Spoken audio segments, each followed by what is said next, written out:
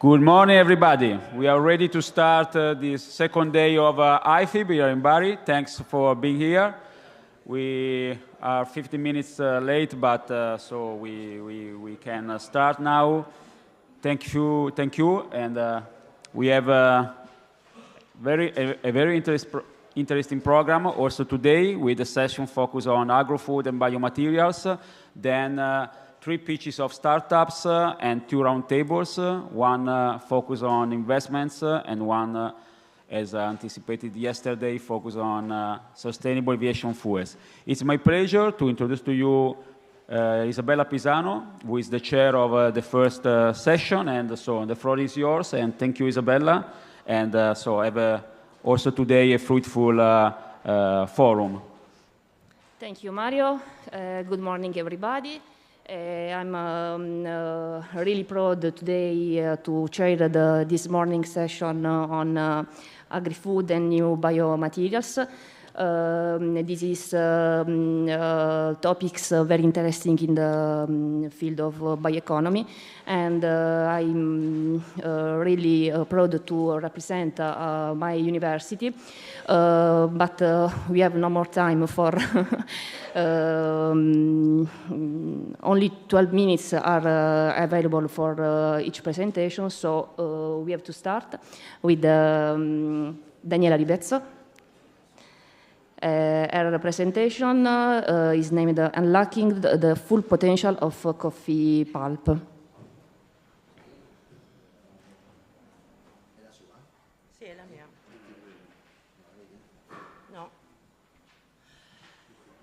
Morning, everybody, and thanks for being here so early today. And I want to thank, of course, Mario for organizing the IFIB in Bari, because it's like feeling at home, of course. I've been born like 1.5 hours driving from here, more close to Brindisi, but I've been living 23 years in the Netherlands. So every reason for coming back to my place is always interesting. And yeah, we didn't have coffee here, but I hope you had a nice coffee this morning, because today we are talking about coffee, and we are talking about these beautiful cherries.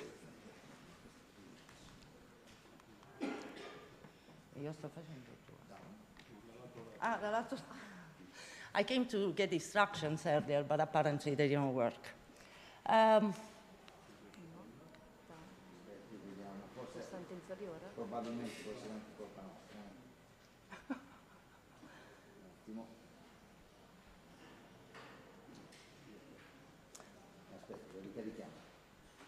Anyways, I can go on also like this. You have to think about coffee as the most popular drink.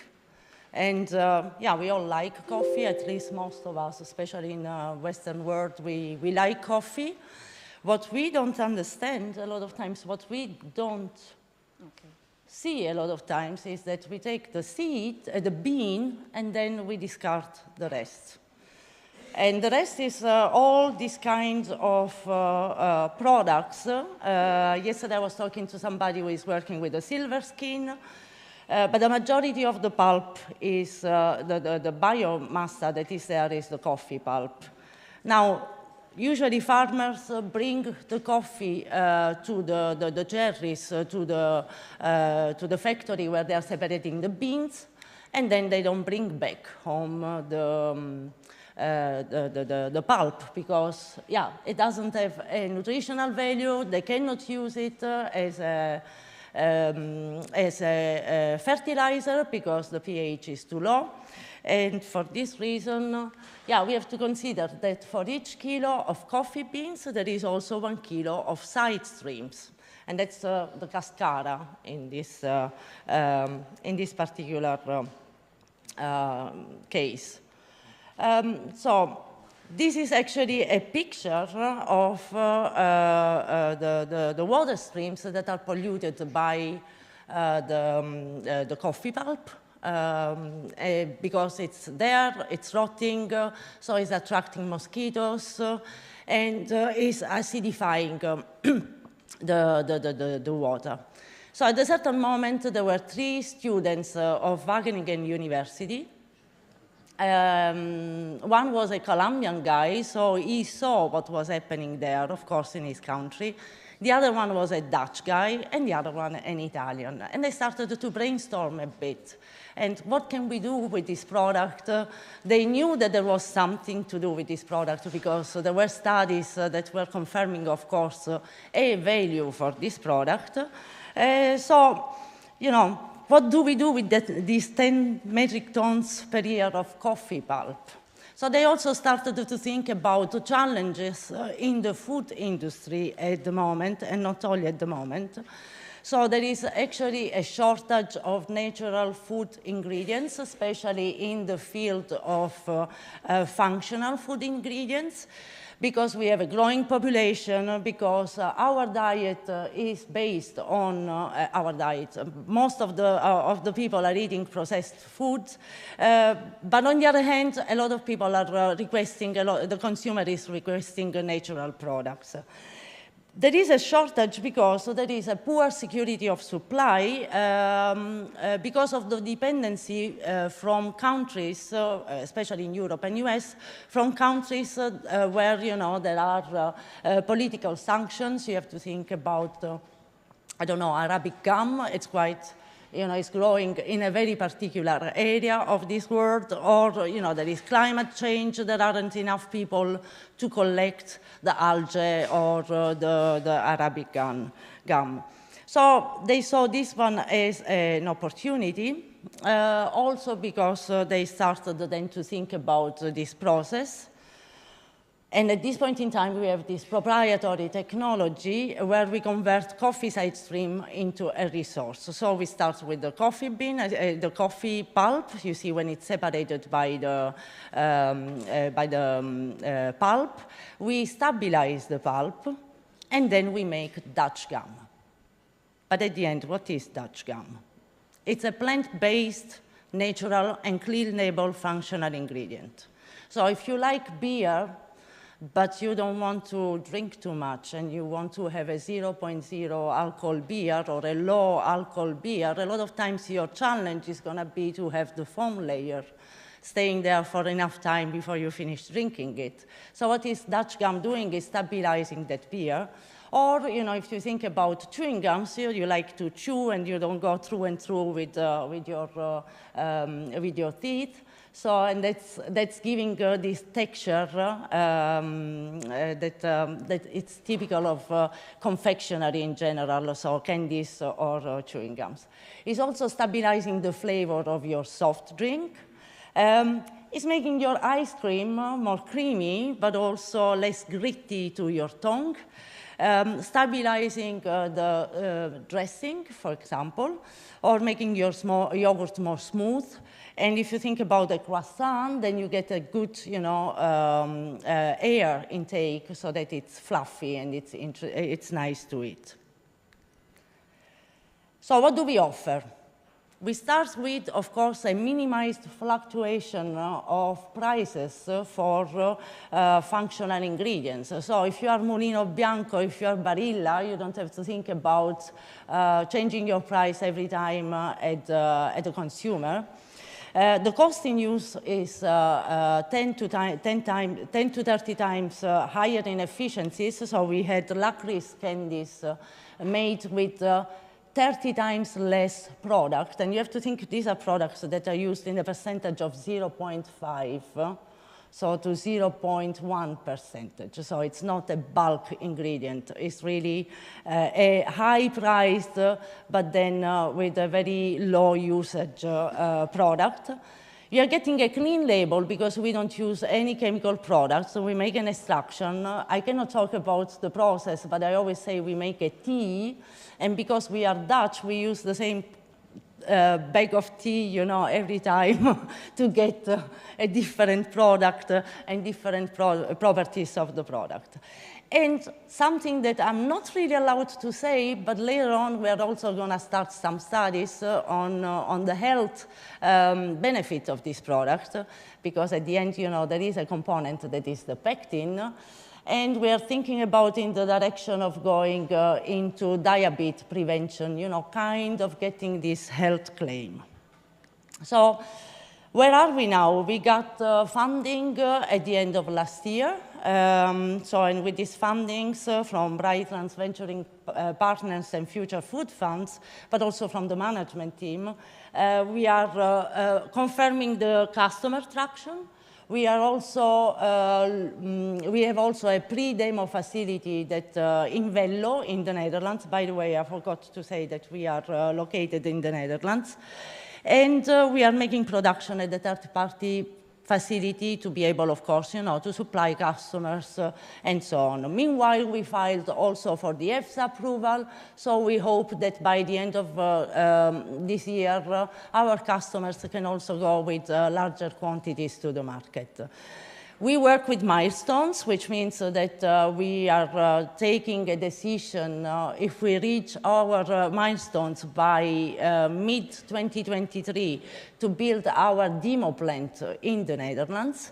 And after that, we foresee commercial scale plant in 2027, so operational in 2028. This year, actually, we won the Sustainable Food Solution Challenge together with Givaudan and Nestlé. There were 500 participants, and we were selected by Givaudan and Nestlé to do this challenge together, and so we were first. And what are we looking for? I mean, I didn't come here only, to come back to Puglia and to see my mother in the weekend. But we are looking for companies that help us validating, Dutch gum in proven applications, so the one that I mentioned earlier. But I'm actually looking forward, to also find companies that are interested in our side streams, because of course at the moment we are only focusing on Dutch gum, and we get also a side stream. We want to close the loop.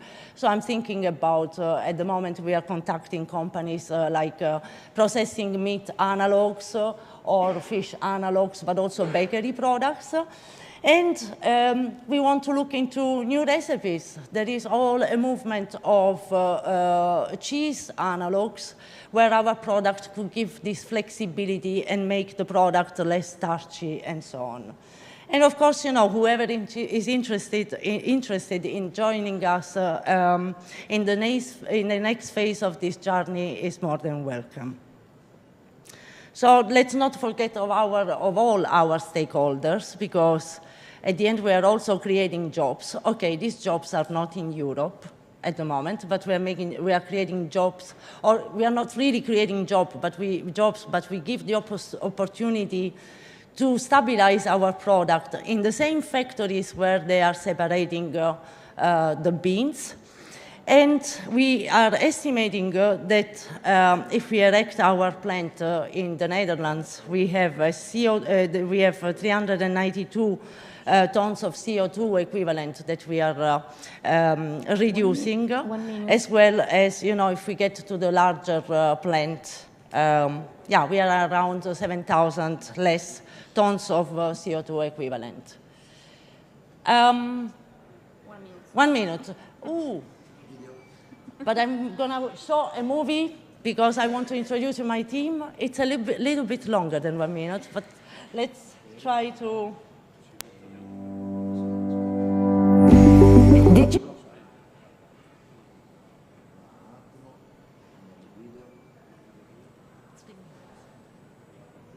It's not 5. Did you know that for each cup of coffee we drink, we produce a cup of waste? Of the coffee cherries, only the beans are converted into coffee. The other half, the pulp, is dumped as waste. Petcoff is a Dutch company established in 2012 and produces functional food ingredients from the coffee pulp. Our team consists of experts with proven track records in their field of interest. Together, we want to leave a better world behind. The supply of commonly used functional food ingredients is under serious threat. Countries of origin suffer from war, climate change and limited production. these supply issues have become a priority theme on the EU agenda. While supply is hampered, the market for convenience food is growing, and consumers ask more and more for natural products over synthetic ones. Dutch gum solves all of those issues. Its raw material is abundantly available. It is plant-based and has a clean label. Dutch gum can be used in a wide variety of foods and beverages. For example, it makes your yogurt drink smoother, while prolonging its freshness. It gives an extra bite to your candy, and it makes your low-alcohol beer more enjoyable. In our lab, we are optimizing our patented technology for continuous production. We will erect a demonstration line with a capacity of 35 tons per year, which will be built at the end of 2023. This demo line is already expected to run at full capacity within 2 years. The first full-scale plant of 600 tons will be operational as of 2027. Dutch gum offers a sustainable and cost-effective solution for serious challenges faced by the European food industry. Many producers of food and beverages are showing great interest in Dutch gum. We also won the 22 Mass Challenge contest against more than 400 competitors. Let's make it happen! I wanted to show my team because I'm so proud of these guys.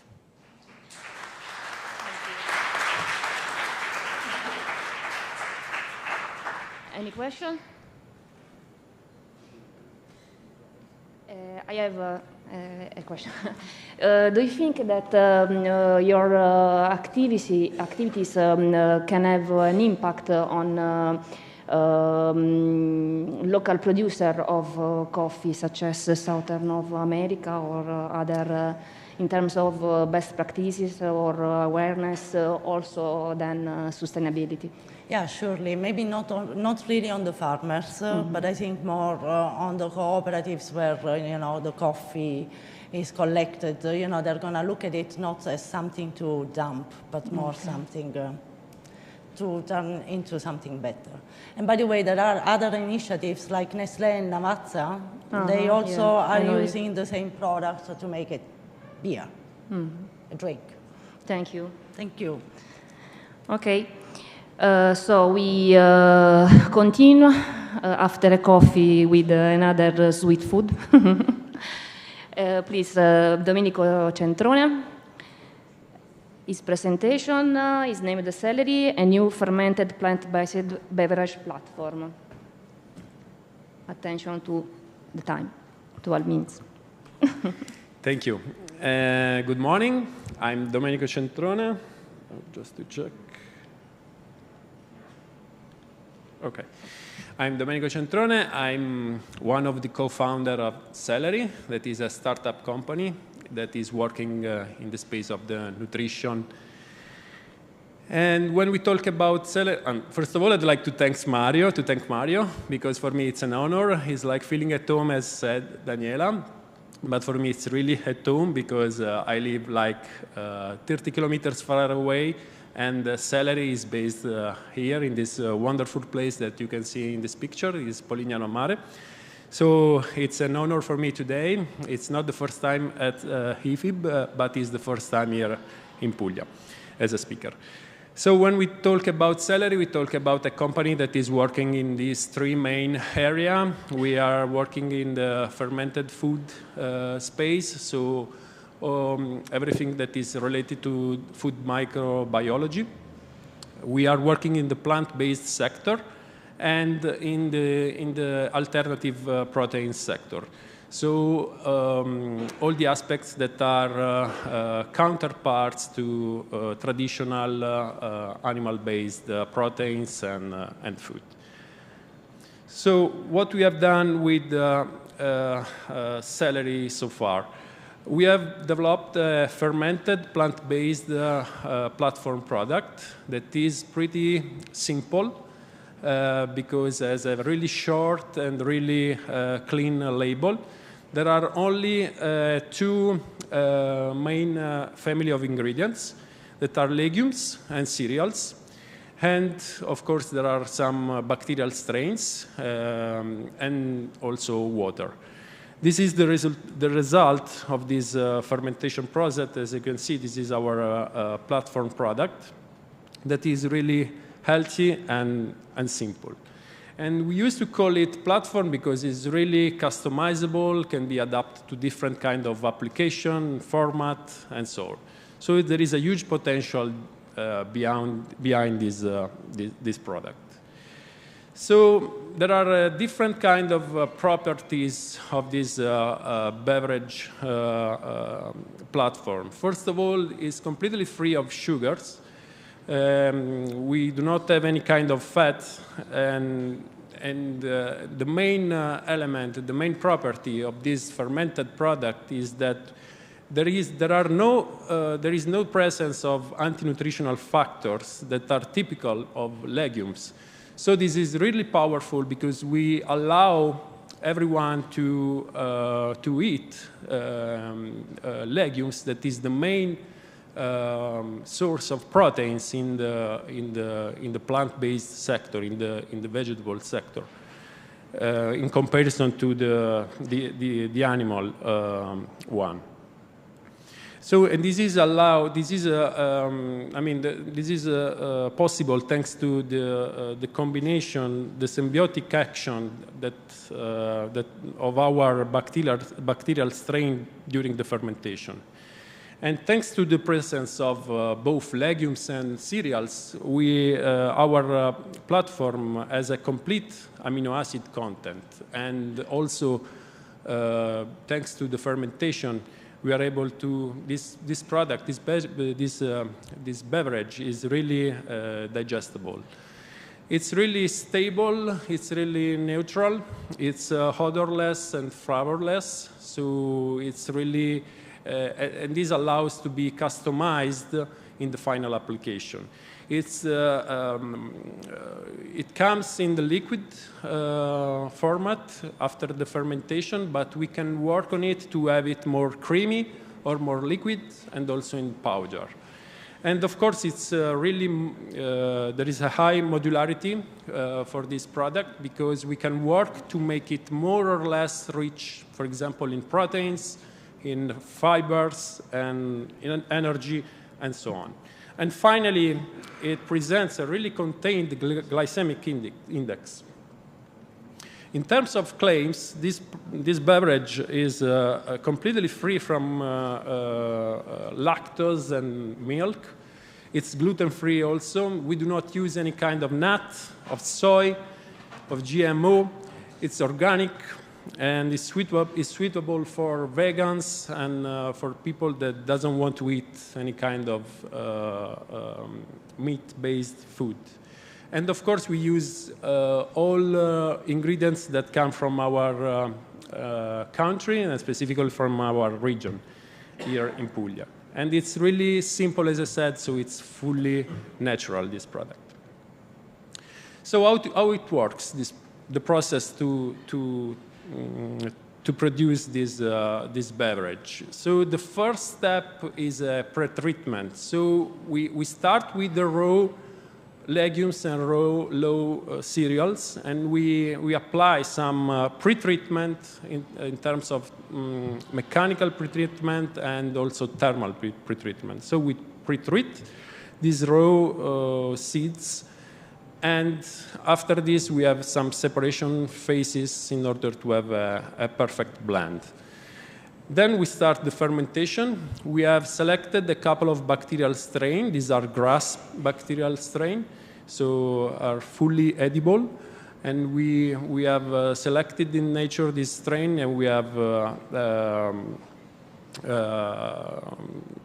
deposited them in the DSMZ, that is the storage system for bacterial strains in Germany. So the company has the ownership of these bacterial strains so far. So after the fermentation with this couple of bacterial strains, there is a third step that is a cooling stage. And then we have, it really depends on the kind of the final application of this beverage, but we can have both or either the pasteurization and the sterilization. And in the end, we have the end of life of with the packing of this platform, of this beverage. We have a patent pending at the national stage on this product, on the bacterial and on this process. And it's already granted in Italy, this patent, and is now at the national phases, and we are covering, I mean, the most interesting market all over the world. In terms of application, as I said, this is a really flexible and customizable product. We are working in two main sectors. The first one is the food sector, and the second one is the nutraceutical and medical one. So we are working in different kind of application. This could be applied to make some creamy yogurt or like yogurt to drink, and it could be adopted as an ingredient for different kind of application, also in the ice cream market, in the baby weaning market as well, as an ingredient in the meal replacement sector and products. So these are some of a few applications that we are currently developing so far. We are also having a few collaborations with some research institutes and university in Italy. These are a couple of collaborations we are running right now. The first one is with the local university here in Bari. We are working with a drink rich in GABA, and the second one is a collaboration with the Istituto Italiano di Tecnologia to develop a beverage with a drink with microencapsulated ingredients. So the initial go-to-market, we just launched a couple of months ago our first product on the market. It's a traditional Italian food, I would say. We just developed an artisanal gelato, and we just launched on the market 2 months ago under the brand Yuppie per Tutti. This means Yuppie is like a kind of joy, a word that reminds everyone joy, a moment of joy. And per Tutti is the purpose of this brand is to be suitable for everyone, because we do not have any kind of allergens, we do not have any kind of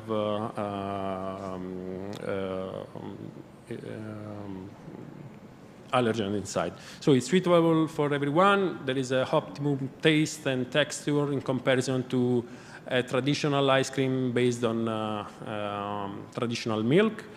It's really healthy and digestible, and we really put a lot of attention in finding the right ingredients, also in terms of sustainability. And it's fully natural. We do not use any kind of additives in our gelato. And I mean, we try to keep the same properties of our beverage platform also here in the final application of the gelato. So it's completely free from milk, lactose, gluten, egg, and soy. So this is our plant-based, technological, and innovative gelato. And we just launched the 30 kilometers far away, opening the first store. That is the one you can see in the picture with this amazing team. You can see also. And we just started from here, from Puglia. I mean, because we are working here, this is the kind of a proof of concept for us. We want to bring this concept all over Italy.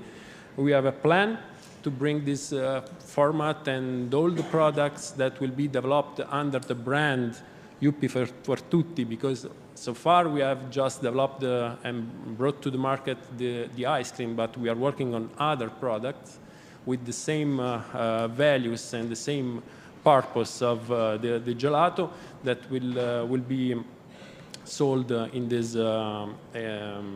these stores all over Italy. We have been backed from a VC fund 1 year ago. So far we have raised around 3 million euro. We have a plan. Our investor is Sirio, is a local investor. And our plan is to open 6 stores all over Italy in the next 3 years. This will be owned and managed by our company. And we are trying to make it scalable as much as possible, scalable both from a technical and a geographical point of view. So we want to bring this format and our products all over the world. And yes, behind this company, there are a bunch of people working on this, both in the store, as you have seen in the previous slide, but also at the corporate level. And yeah, this is our main partner is Sirio, as I said, is our lead investor. And from the scientific side, we are working closely with the University of Bari. Thank you.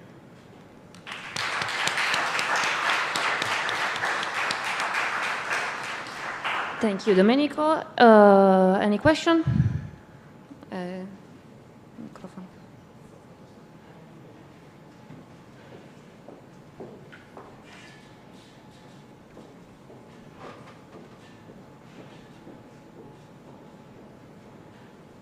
My name is Paolo. First of all, congratulations. Very nice. Thank you very much. I would like, if you can share some information about how does it work with the novel food legislation? So, in your case, do you have to consider this, or do you have to check this as a novel food or not? No.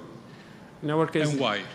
No, I mean, we do not need the EFSA approval for our product. The bacterial strain we are using are already present in the nature, so we didn't. I mean, it's not a problem for us. So there is no need to certify this as a novel food. So we just launched it on the market, and yeah, I don't know if I answered your question. Another question. Thank you. A great presentation. Would love to taste some of this ice cream. I know that in Italy it's a very big ice cream market, so you've obviously got lots of competition, and I guess my question was, do you know that Italian consumers really care about the healthy aspect of ice cream? And the second question was, will they pay more if, in fact, your product costs more? The second one, sorry, I didn't catch the second Will one. the consumers of the ice cream pay more for the ice cream because it is healthier and better for them, if, in fact, it costs more for you to produce it? Yeah. Thank you for your question. So first of all, yes, the Italian market is a huge market for ice cream, and yes, I mean, what we have seen that there is a big attention to the sustainability aspects also in the ice cream market. So we just launched our product 2 months ago. So far, the answer of the market was really good, I would say. We are receiving also requests to open and bring this product all over Italy, even if we are in a little small town in 30 kilometers far away from here. But there was a really huge echo about this product, I think, at the national level. What I can see is that if you taste our gelato and you don't know that it's based from a plant-based product, you will not recognize it, because it's really similar to an ice cream, a traditional ice cream. And in terms of pricing, we have tried to keep our price a bit more than of the average. So we are a kind of premium price, but not that premium, because of course the ice cream is you cannot pay 50 50 euro for an ice cream. So it's a bit more than the average, but more or less you will not see a strong difference between the average price of the ice cream in Italy. But people doesn't care about pricing when they eat some really healthy food. So far we didn't have any complaint about our price and our product so far. Thank you. You're welcome. Best of luck. Okay. Another question? Thanks for the interesting presentation. You start with legumes and cereals. How strict is this feedstock input? I mean, can you allow diversity in the input, or? How strict is? Sorry. It gives the impression that you have a broad range of input, because you say legumes. It's quite broad.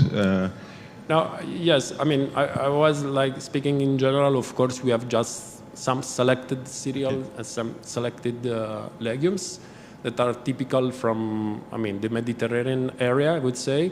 So we use chickpea, for example, lentils and rice. These are the main ingredients of our platform. Okay, thanks. You're welcome. And we do not have any problem in terms of availability. Okay, thank you, Domenico. Thank you.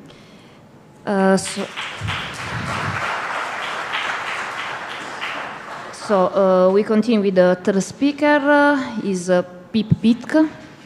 Okay.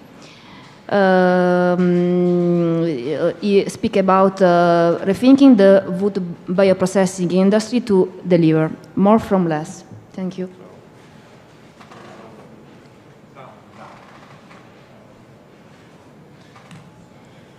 Good morning. Like I said, I'm Peep Pitk, CDO of Fibanol, and we call ourselves the Fiber Beyond Oil company. So what we're doing, we are really trying to reinvent the wood valorization industry. There has been decades of, let's say, unsuccessful trials to lock the root of lignocellulosics into really biomaterials and biochemicals, and it seems that we are getting really, really close.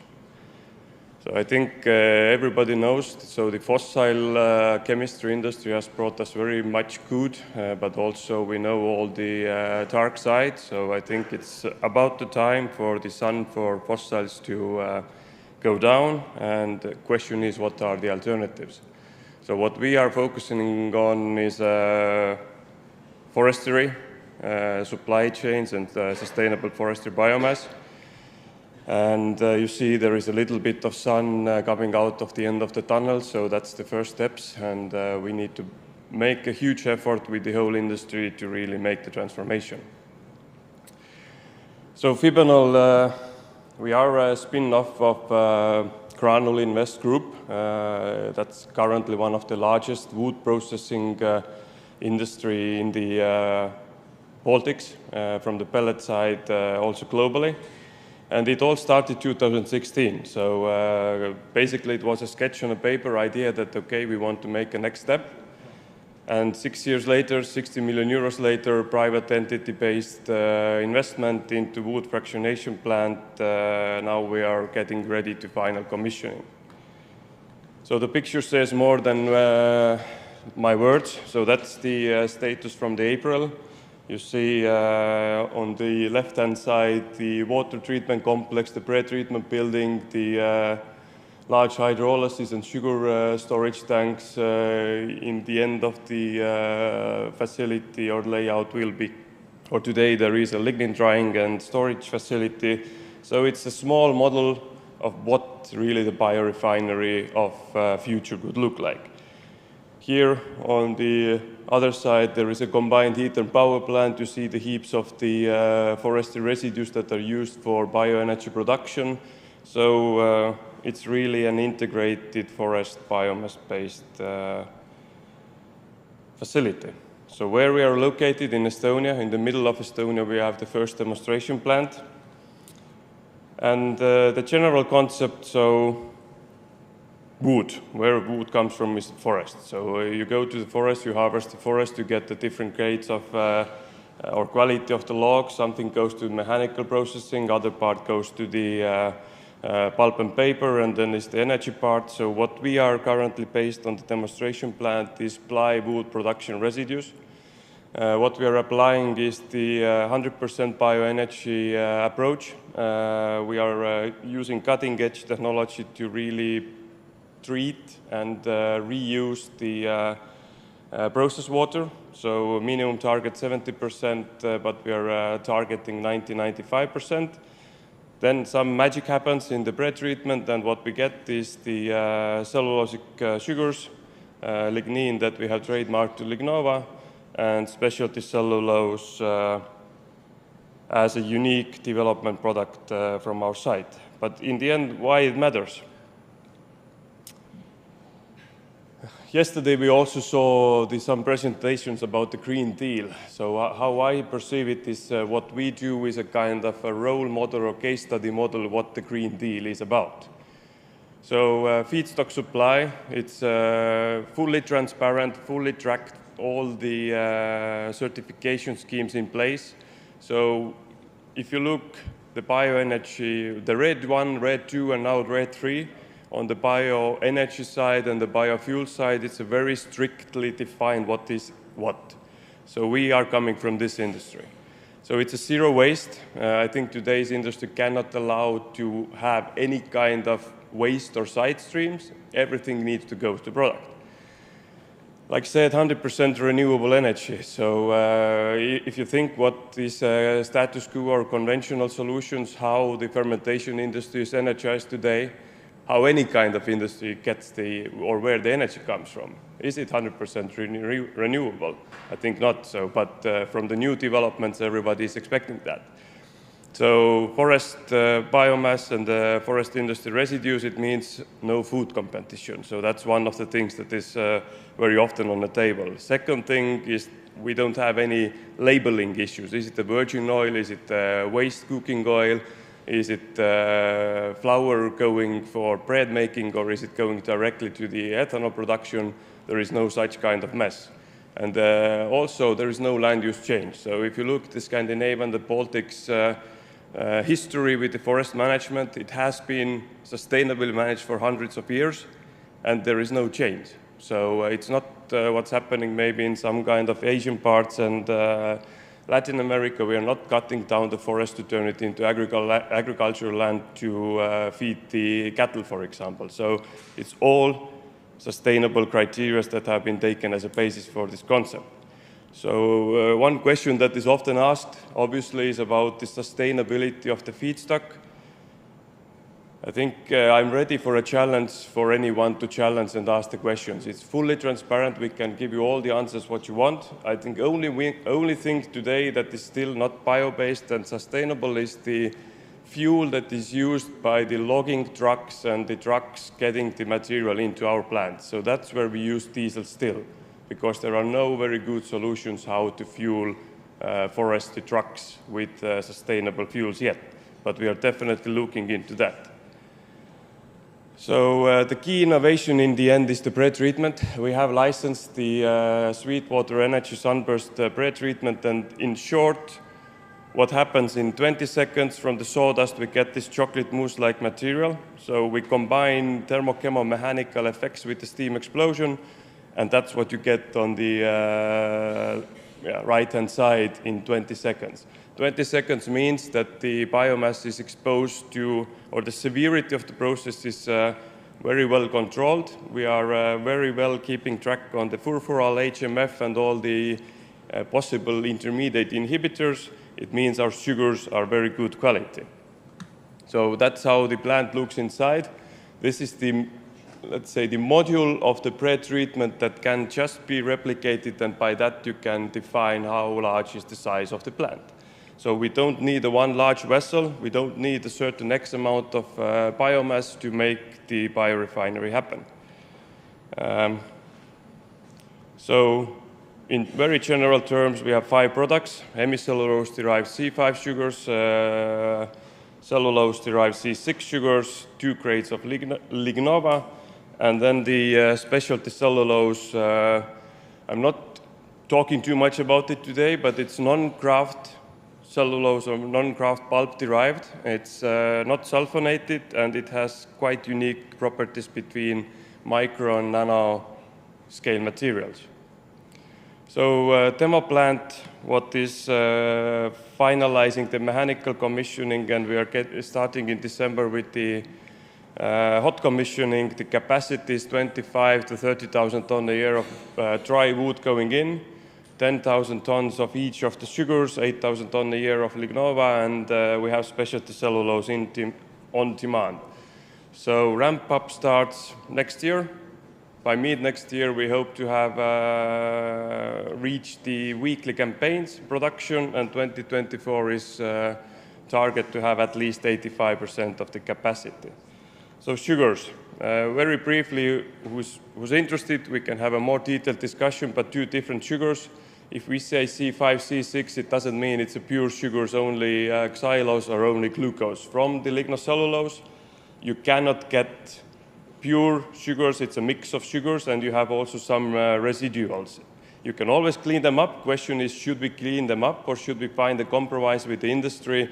Industry come down with the requirements on the standards and the purity, and we do our best. I think there is somewhere, let's say, the sweet spot, because matching from the lignocellulosic sugars the same quality that dextrose is today makes no sense.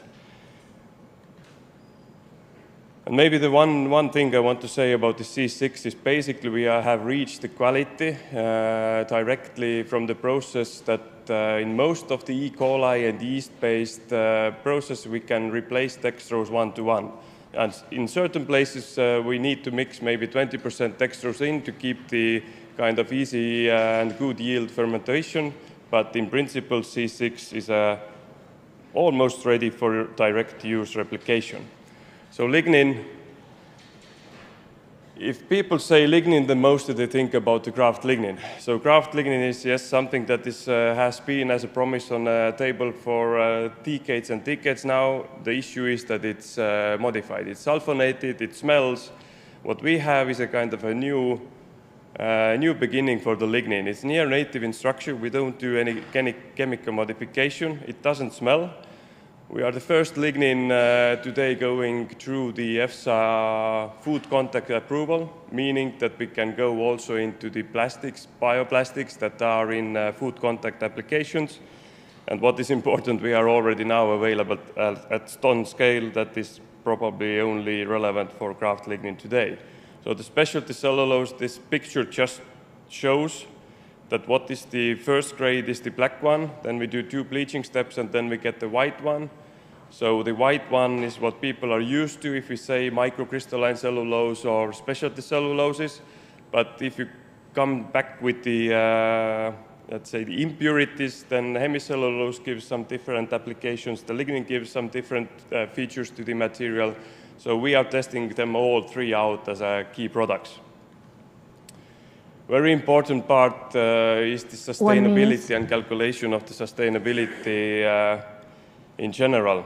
So we have done a very thorough analysis from cradle to gate, different kind of allocations, economic, net calorific value, mass-based, and these are the numbers of what we have for the whole process that we have.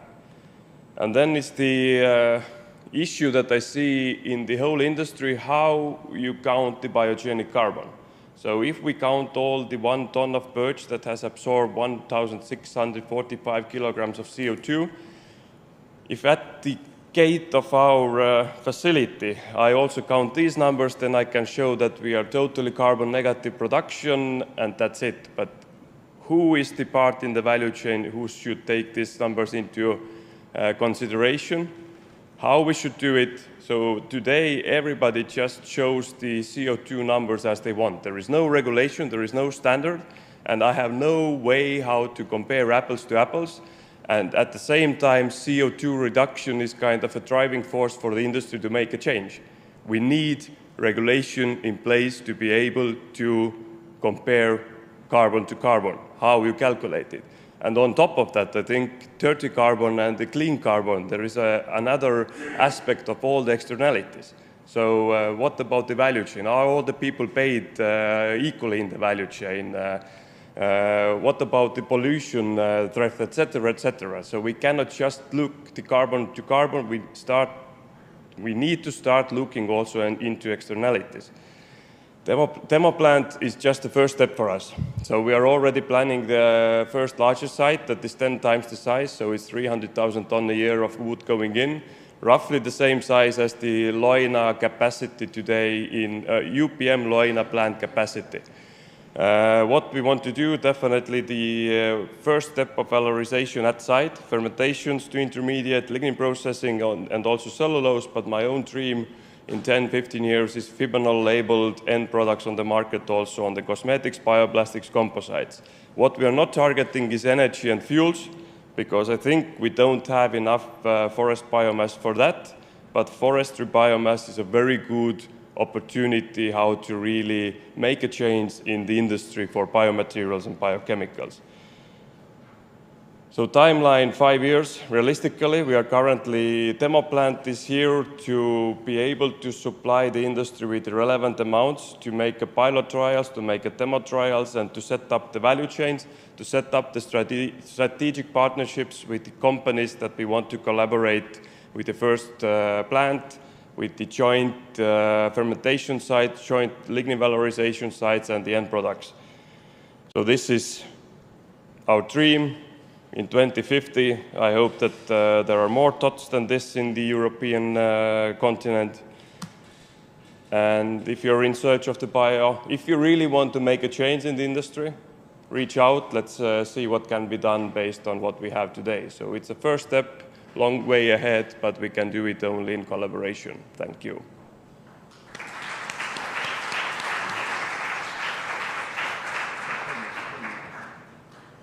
Any question?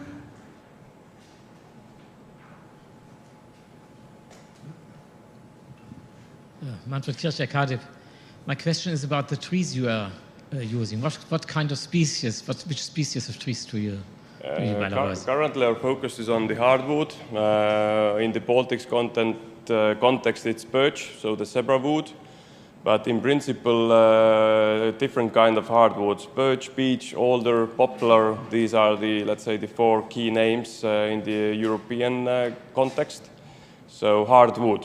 So currently we focus on the process, one species, but in the end we are targeting mix-up of different hardwood species to have more flexibility on the feedstock supply side.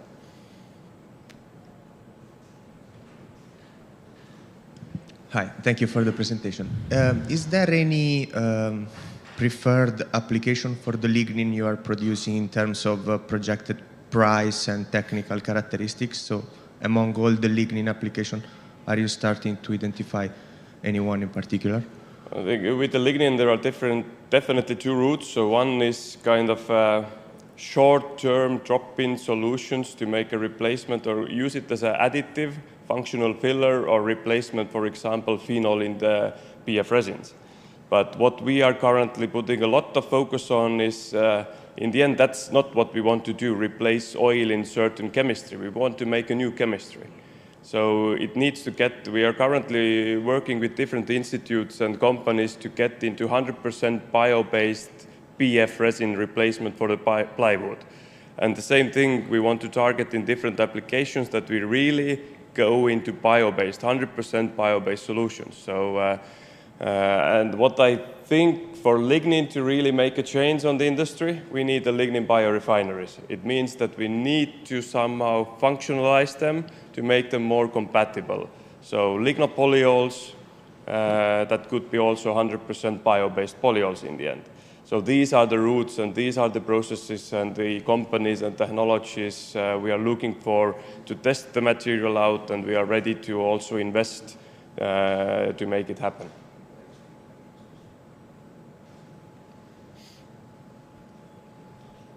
Yeah, good morning. Nice presentation. Just a short point, which I miss.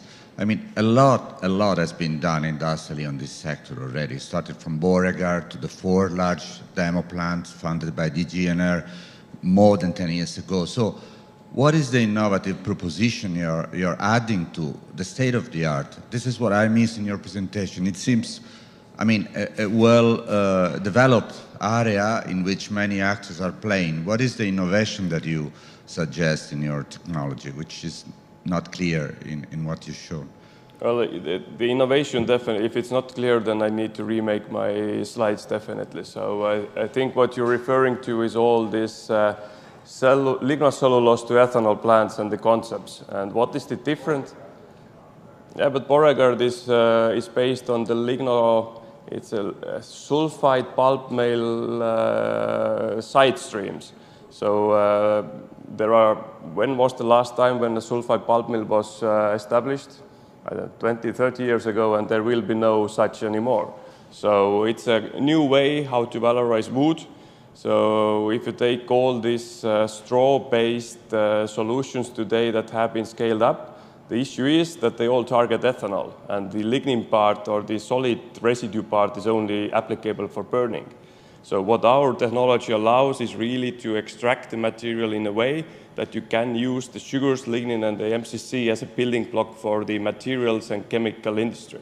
And that's what makes the difference. So I don't know how much you know about the sugars. There has been a lot of trials, tests to use the sugars in the conventional fermentations. I think we are probably the first ones to really provide the sugars that can be applied, so without very extensive purification.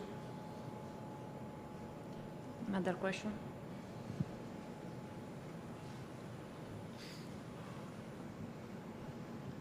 I'm curious about one of your statements when you have said we do not target the wood for energy. And I think this is a very honest statement. I am curious about, is a phenol statement, or is your country decision just not to use wood for energy? No, I'm not saying there are different parts of wood. So if you cut down the tree, you have the bark, you have the top and the branches, and yeah, there are a lot of promises that this can be used for something meaningful. My perception is I don't see how you can do anything else beside the energy out of this part of the wood. But if we talk about the stem wood, so if you debark the wood, then the quality part of the wood, this is too valuable to go directly to energy. So there is a lot of, let's say, woody biomass that has only application for energy production, but the high-quality stem wood that is not suitable for mechanical processing, this is something that should go for the chemical and materials industry. Because in the end, totally over time, maybe last comment is a question that how to fuel the biorefineries. So if wind and solar is nice, but it's not a base load. So you need a base load energy. So if we are now taking 90% of or 95% of the wood going into the plant, we are converting it into useful products. It means that we have only 5% to produce energy. So through biogas. How we produce the energy for the plant when the perception it needs to be bio-based or renewable. So today it's gas, oil-based, but what's the solution? Nuclear. Nuclear plants are going down. So what is the solution? That's something that if we really want to make biorefineries to flourish, how we fuel the biorefineries. Something still on the table, how to answer it. Yeah, with the fossil, yeah, exactly. So that's something that we need to openly discuss about. And this is something that biomaterials, lignocellulosics to biomaterials, biochemicals, there is no regulation in place. We are totally in the open field, and nobody knows where it goes. How it goes, RED 2, RED 3 gives some indications, but it's a totally open field, and we need regulation in place for us, for UPM, and for all the others who are coming after us. I have a curiosity. How many biorefineries are there in Estonia? If We are the first one. I think we are first one globally to really make this kind of concept happen. So that's the beauty of being the beauty and the good and the bad of being the pioneer. So thank you. Thank you.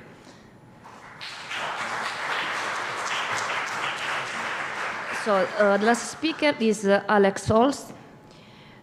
He speaks about transforming meat production, how industrial biotechnology can help deliver a sustainable protein future. Thank you.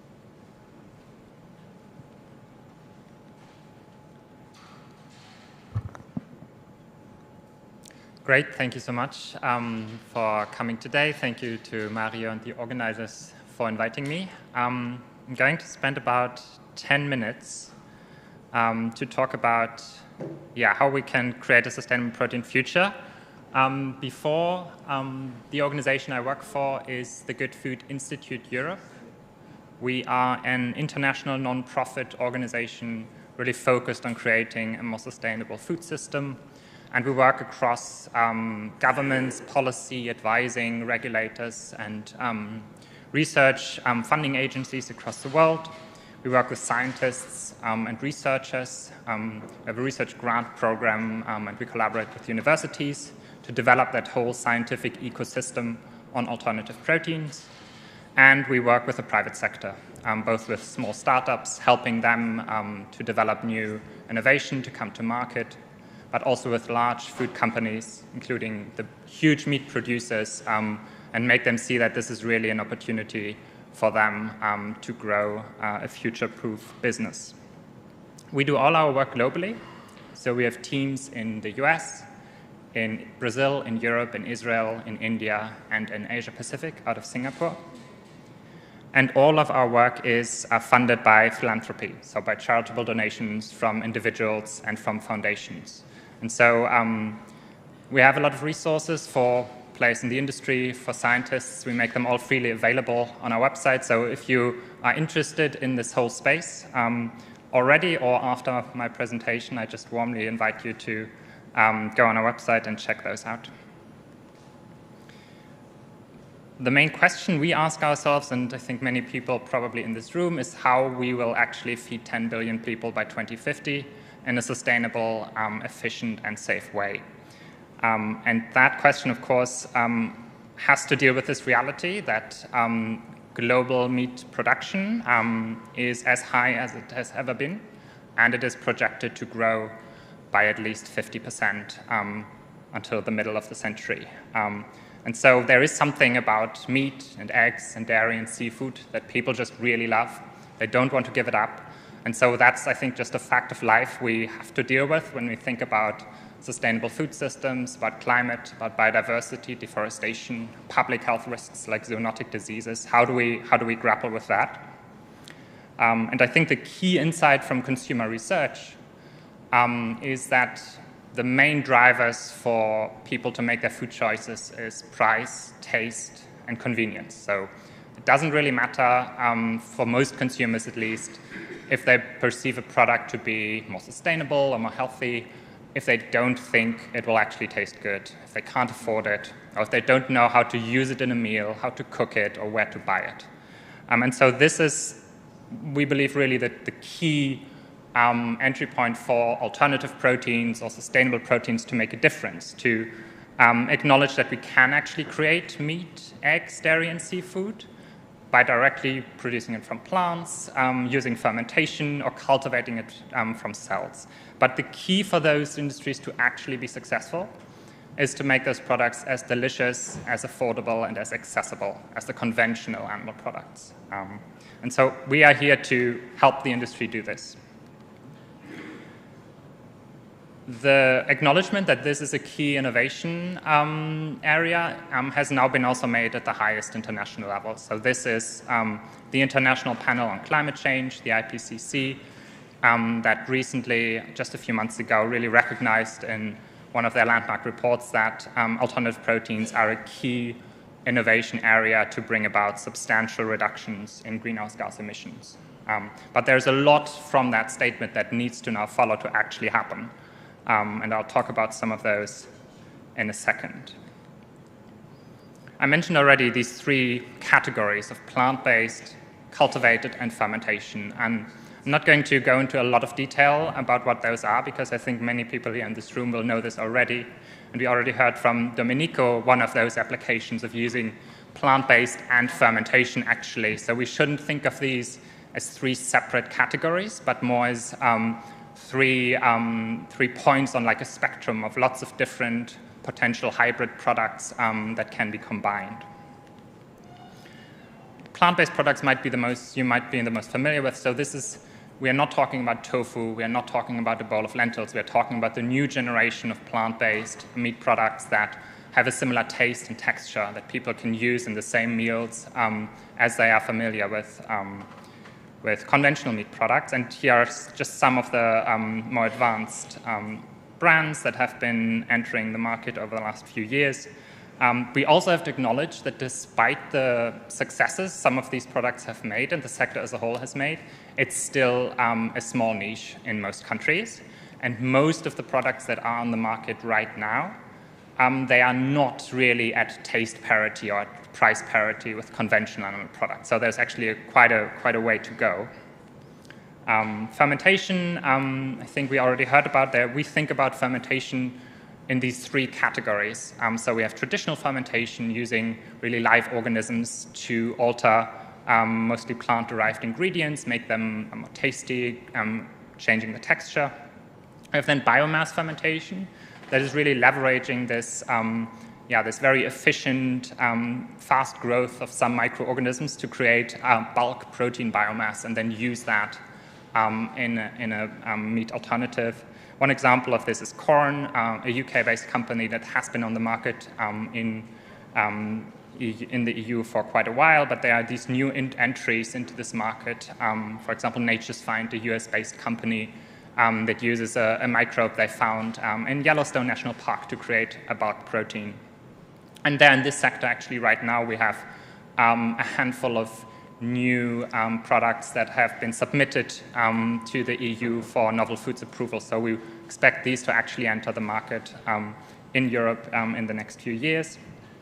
And precision fermentation is probably the most advanced technological application of fermentation, where you essentially program microorganisms to express certain proteins or enzymes or for growth factors, any type of molecule, and you can then use that as an ingredient, for example, in a plant-based product, or to really create animal protein without the use of any animals. So the example some people will be familiar with is whey protein and casein, the main proteins in animal dairy you can produce without any use of an animal. And Perfect Day, a US-based company, has been doing that and has a product actually on the market, an ice cream that tastes like dairy ice cream, but uses precision fermentation. And lastly, cultivated meat. So this is a meat made from animal cells. This is real animal meat at the cellular level. And the basic steps for this, you start with isolating the cells from an animal. You put those cells in a large vat, a fermenter, essentially a bioreactor. You give those cells all the nutrients they need, the warmth, so they can proliferate, they can grow, and then moving them in a different environment where they eventually differentiate into the different types of cells that you need. So your muscle cells, your fat cells, your connective tissue. And depending on the type of meat product that you want to produce in this way, and any type of prototype, so from minced meat, beef patties, meatballs, to sausages, to steaks, any type of meat really has been produced this way. Depending on what you want, you need to provide these scaffolds. You need to tell the cells the structure they should grow along in order to create, for example, whole cuts of meat. This is, of course, a very new industry. And so this is how we think about how this industry has been developing and is likely going to develop. So we had in 2013 really only the first prototype being developed and presented. But since then, more than 24 startups have been working on their proof of concepts. And now we are, it's hard to actually count now how many companies are working on this, but we are in the close to 100 globally. And we are at this cusp of going from pre-commercial to a commercial phase. So more and more companies are building their pilot scale facilities. We had the first cultivated meat product being approved by a government in Singapore in 2020 and being sold there in restaurants. And now we see the companies, the industry really taking on this challenge of scaling up, because despite all the excitement in these sectors, we also have to acknowledge there are huge challenges in terms of reducing the cost, scaling up these bioprocesses at a scale where they can actually compete on price with conventional products. One way of counting the trajectory of the industry is private capital investment, and this is venture capital here. We are tracking all investments going into alternative proteins, and you can really see that only in the last few years has invested capital really reached $1 billion per year. Last year we were at 5 billion, and as you can see in the graph, the dark green is plant-based. Up until recently, most of that investment was in the plant-based space, and now we see cultivated and fermentation really catching up. I'm going to spend the last 2 minutes to just highlight some of these white space opportunities where we just need way more research and innovation. And that is both private innovation, private research, but also especially public research funding. So that's why we work with governments and with funding agencies to fill some of those gaps. I will not go into all of those in detail, but there is a huge opportunity in plant-based. Despite it being the slightly more mature market, we still need far better raw materials. We need to develop our methods for protein fractionation to really get these plant fat profiles closer to what the animal fat profiles are like. And so there are enormous opportunities here. Fermentation, again, a lot of optimization that has been done looking at what are the strains we actually want to get, the microbial strains, and select. How can we develop those in an efficient way? How do we think about feedstock? I think there are a lot of people here in this room that are actually experts in that field, and thinking about, okay, what are the sugars that we need for the microbes to actually use in the fermentation? How can we close the loops and integrate this in a circular way? And then again, just looking at scaling up, how does the process look like, and how can we make that efficient? And then cultivated meat, again, there are some real challenges around the cell lines, around the cell culture medium, which is actually the main cost driver, where the cells get all the nutrients, the growth factors they need to grow, and around the whole bioprocess. We have done an exercise last year where we interviewed more than 200 industry experts and scientific experts working on this, and asking them, okay, what are really the key challenges for you?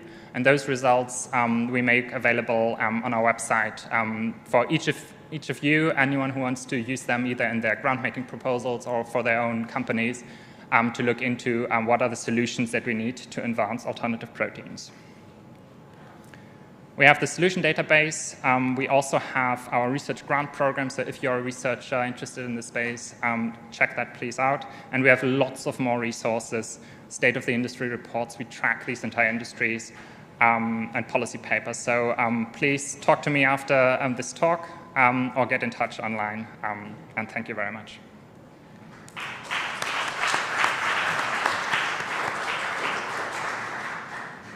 Any question?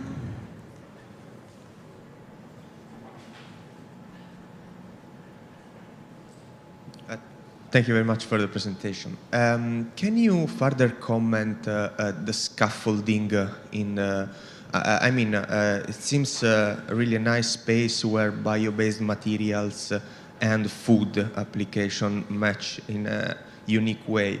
How much is important or value is in that development in the landscape of cultivated meat?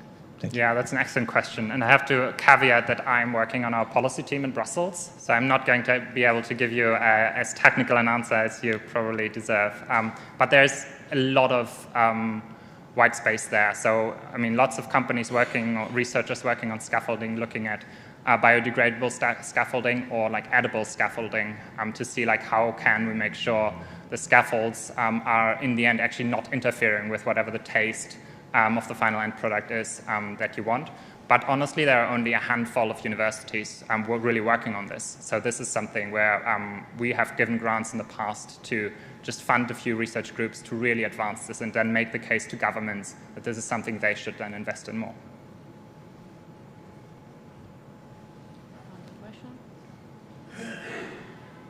Okay, thank you. Thank you. So the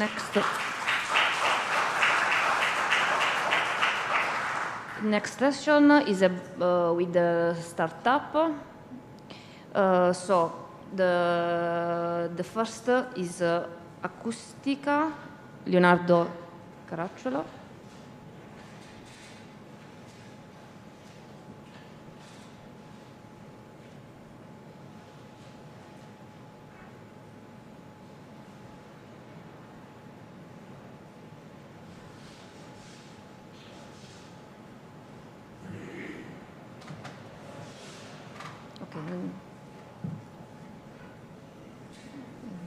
Okay. Good morning, everyone. Thanks a lot for coming and for having us here. Today I'm going to be presenting our startup Acustica and its main project of producing thermal acoustic insulating panels through the recovery and upcycling of sheep's wool.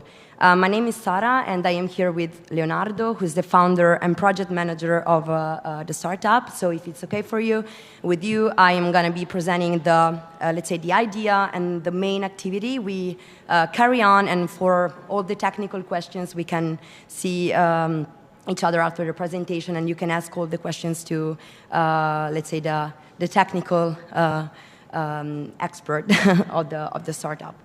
So Acustica was founded in 2020 in Puglia by a group of under 35 acoustic engineers and architects. And after the winning of PIN, Pugliesi Innovativi, which is an initiative of the Puglia region to support young entrepreneurs. Acustica is specialized in research and development on waste, discarded, unused materials, industrial and animal byproducts, and the production of thermal acoustic insulating panels with such materials. And it also manages projects of acoustic characterization and the sustainable redevelopment of spaces through self-construction practices and participatory processes, and also it manages projects of electroacoustics. And sorry. Perché non? Sorry. No. Sorry, the battery has gone.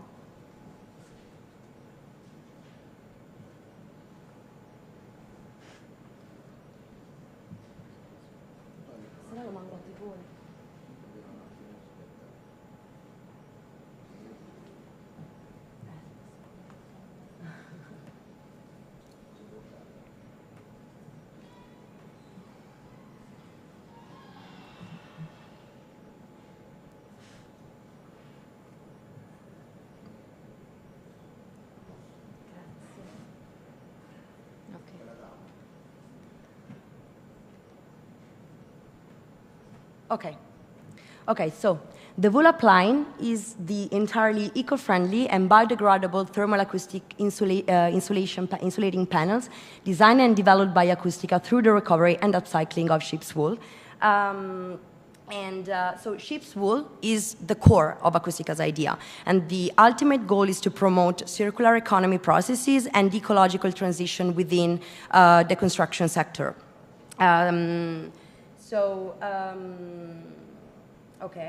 But also to ultimately foster the creation of an Apulian wool supply chain for the recovery and enhancement of the raw material. And so the very first idea, so where did sheep's wool come from? So the very first idea that Leonardo had when he was studying at the university, still studying at the Politecnico of Turin, the very first idea came from the observation of his territory and our territory. So in Italy, there are about 135,000 sheep and goat livestock. And to be more specific, out of a total of 6 million heads in Italy on the national territory, Puglia ranks 6th with almost 190,000 sheep. So this is a lot, and that means that each year on the national territory, about 10,000 tons of greasy wool are produced, but 90,000 tons, that is almost 90%, are burned in the fields. So why is that? So this happens because the ordinary greasy wool, which is the one which is not employed in the textile industry, which is not good for the textile industry, is regulated as special waste. So special waste, this means that the disposal costs for special waste are extremely high. So it's not regulated as raw material. It's not regulated as a resource to produce other products different than clothing, as it actually used to be in the past. No, Banco. As it actually used to be in the past to produce, for instance, mattresses or pillows. So the disposal costs are extremely high, and they are too high for farmers and breeders who cannot afford them, and so end up burning sheep's wool in the fields. And, okay. Sorry. Okay. So according to us, and in a world where we do believe that we should reconsider the use we make of limited resources, our capacity of regenerating resources and absorbing waste, we actually think that this situation represents a huge loss of a raw material that naturally owns intrinsic thermal and acoustic properties, and also a huge loss of opportunities to promote the development of the Apulian, but also the Italian territory. And so what did we do? We tried to put together this issue with another issue that we actually recognized, which is the extremely high ecological footprint of conventional materials used in the construction sector. So the construction sector is still one of the most energy-intensive industrial sectors, and conventional materials such as mineral and synthetic fibers, let's say glass wool or rock wool, they are unsustainable and they are widely used in constructions, but they are unsustainable throughout their entire life process, from extraction to disposal. And so we tried to put together... 1 minute. 1 minute, okay. So we tried to put together these issues, and the wool line intends to be a solution to both issues. At one side, Acustica acts like a platform, bringing together all the subjects of the supply chain, from the farmers to the final customer.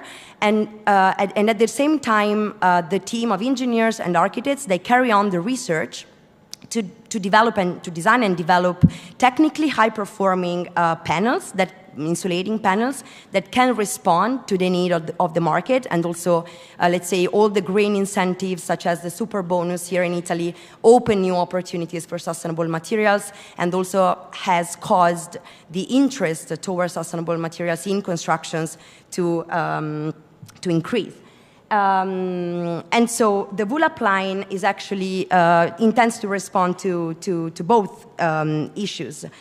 So our activity of research and development focuses on materials that whose production must not go beyond the capacity of regenerating resources. And the two main questions we try to answer for the production and the research we carry on is first, the first question is, what material is existing in natures or discarded, underused, actually possess good thermal and acoustic properties and can be transformed through upcycling interventions? And the second question is, how can we recover and transform such materials at the same time promoting the development of the communities that operate in the area where these communities are where these materials are available. And this is actually what we experimented in 2020 and 2021 with an operation that we called Vulection.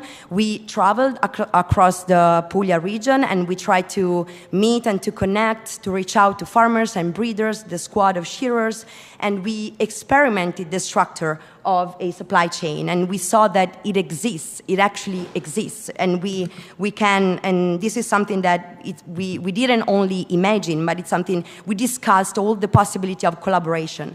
And so we think that the enhancement, so we are now able to produce, but this is not the ideal scenario we want to reach. We think that the enhancement of the Italian sheep's wool takes place through the construction of a consortium of breeders, so through the reconstruction of the supply chain, and in particular through the construction of a consortium of breeders which is independent, supervised and coordinated by Acustica, but also independent to manage the recovery and the recovery of sheep's wool, and for the production of the panels. And the ultimate goal is to redistribute the value along the supply chain. And so we are now able to respond to the market with our products, but we are now committed to, to conclude, we are now committed to find partners and stakeholders and resources in the view of the 2023 launch of an equity crowdfunding campaign that to reach two main goals: to activate the Apulian supply chain and to construct and to build the consortium of breeders. And on the other side, and the second goal is to provide the consortium with innovative systems that can make possible to produce with almost zero CO2 production and with renewable resources, sources, and also to provide the consortium of breeders with technological systems that can make it possible to produce the innovative panels with the specific innovative technology that make these panels not only ecological and environmentally sustainable, but also innovative. And so we are looking for partners that share the same business ethics that I try to outline, and that want to support a startup that acts with and for a territory. Thank you so much. Thank you.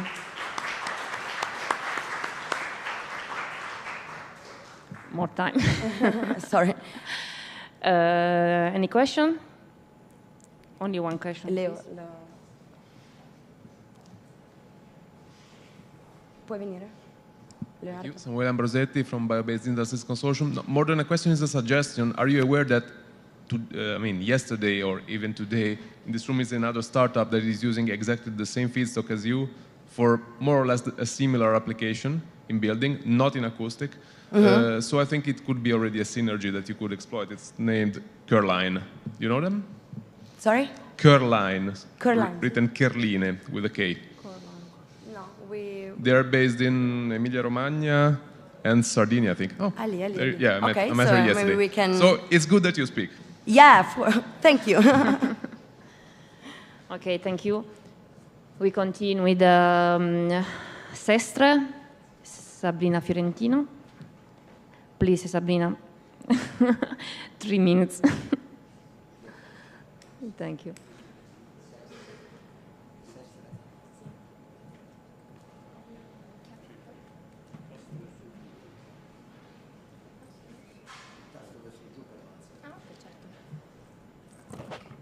Okay.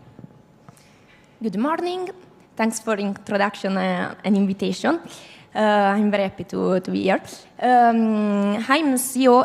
I am a pharmacist, CEO and founder in Sestre. I realized some years ago that 1 in 4 couples is affected by infertility. So it depends on several factors, but the most important is that 20% of women in reproductive age suffer from a hormonal chronochile disease that affects fertility. So we are started from Mediterranean diet. Mediterranean diet is the best diet in the world. And according to Chavarro, the maximum expert in fertility, in global fertility, considered Mediterranean diet the fertility diet that improved the quality of life and fertility. So with the support of our scientific committee in the University of Bari, we identify a nutraceutical extract naturally rich in epigenetic factor that improve the quality of life and improve fertility. So how do you do it? We engage users with a test that recommended the best supplement for a specific need. So after that, our customer enter in a community and we support them because we are a scientific female team that can support these women. The fertility market is a very rich and competitive market, but more interesting. We are focused on fertility in particular.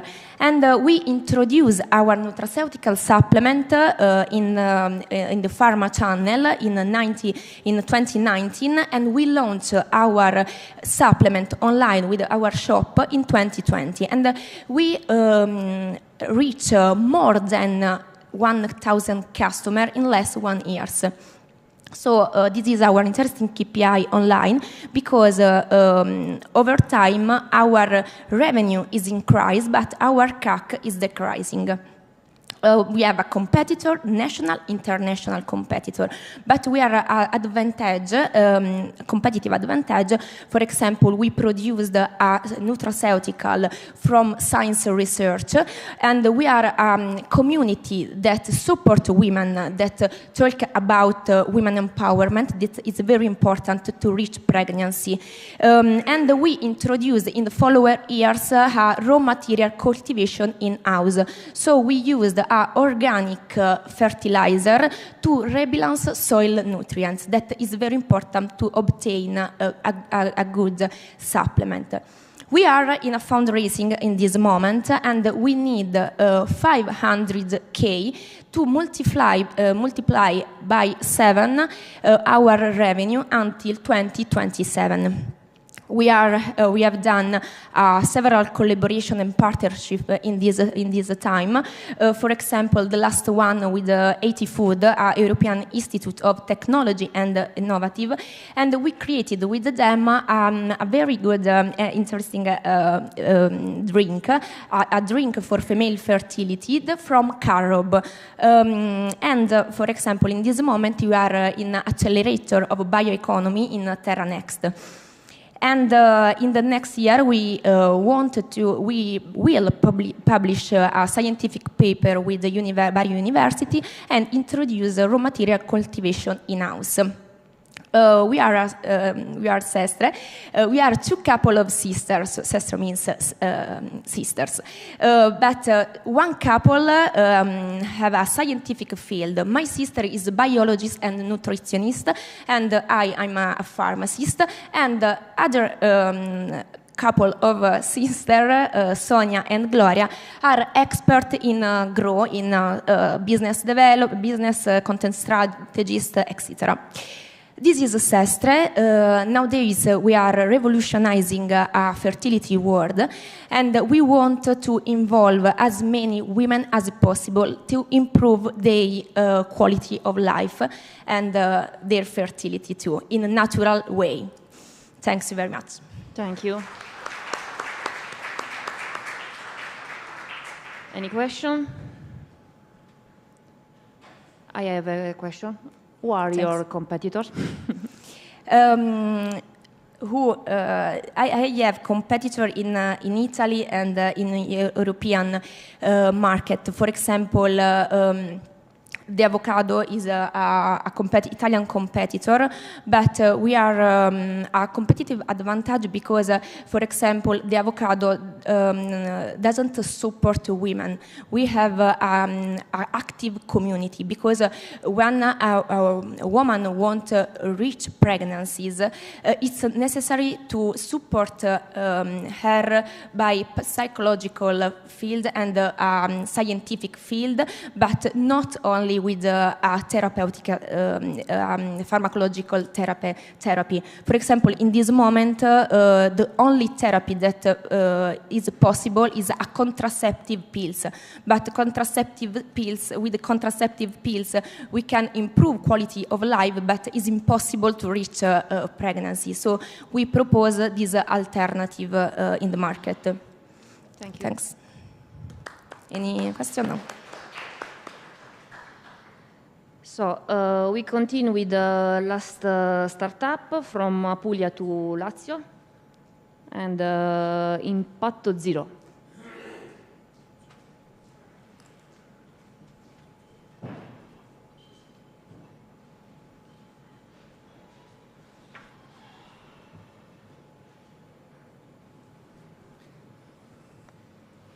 Good morning, everybody. My name is Davide Balbi. I'm CEO for Impatto Zero and the founder of the project Agriculture 2.0. Today, we'll talk about the best vegetable you'll ever taste with high nutritional: tomatoes, basil, rosemary. So I'm the leader of a group of people that believes that in agriculture, with natural ecosystems, we can enhance what we are doing today in the market. We studied that the symbiosis between fish and plants can enhance, give a better production, stronger plants, and an immune system to plants themselves. We are talking about greenhouses, indoor, out-of-soil production in aquaponics. This is a 2005 research from the Canadian Crop Diversification Center in Alberta, Canada, from Dr. Nick Savidov. A picture can make you understand better what we are talking about. This is the difference between hydroponics and aquaponics. This is our result. This is a 20-day changement from a dying aloe in the outside that got less 6 degrees in a winter, and what happened in aquaponics. For who likes hot pepper, this is a phenological changement, very fast, from a plant of Trinidad scorpion hybrid, 26 days, 27. So because of the collapse of the commercial fishing system and the species in the sea, we are working to adapt with aquaponics, the symbiosis between fish and plants, sea fish to fresh water with the Istituto Zooprofilattico. This is a milestone very important for the next generations. Because of the decrease of arable lands and the increase of global population, we need to give to the market effective solutions. We give to farmers greenhouses for a standing up position labor every day, every hour, and 800 plants per square meter. This is something that just gives a better result with healthier plants and high nutrition. So harmful chemical is killing lands and is poisoning ourselves. This is an epidemiological study, but 70,000 people, 17 years, and which organic, just have a better health. So this is why we are working in ecosystems with our patent deposit, no treatments, chemical-free. So scientists tell us that arable lands, the ones that have always been used in agriculture, are just dying. We lose up to 40% capability for the soil to produce microorganisms because we're killing them that give to vegetables nutrients. So this is a lot. And in the Rio Earth Summit in '92, we already were given less 75%. So this is why we are working, and we have been working with this patent deposit to give higher natural nutrients to plants grown in our ecosystems. As you see, this is what we buy and what we eat today and what we find in the market. So it doesn't matter if we use ancient seeds or hybrids, we just have a higher capability to give nutrients to plants. So price taker, this is a solution we have to give to the market. ROI, return on investment for everybody.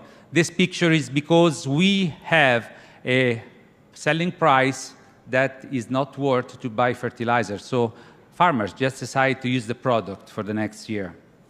The solution is to save biodiversity, give it to the market. People will choose if they want and what they want to be grown for them. And we'll just produce it. You name it, we grow it.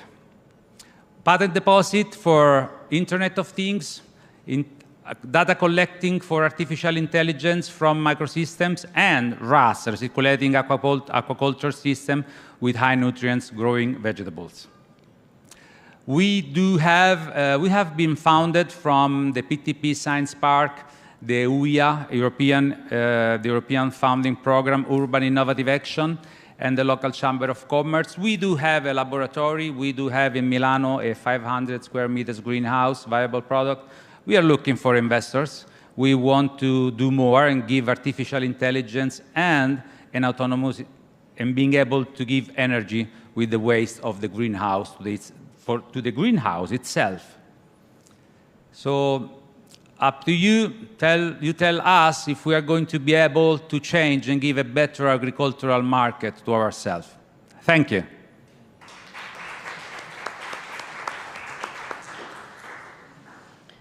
Any question?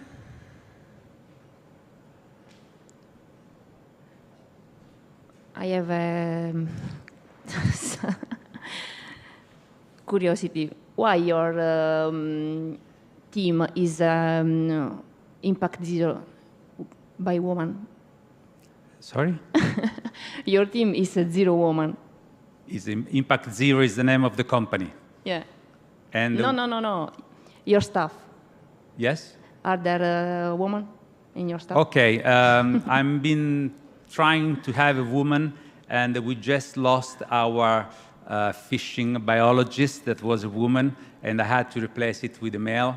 And I'm really looking for women to join our staff and our team, and the door is open.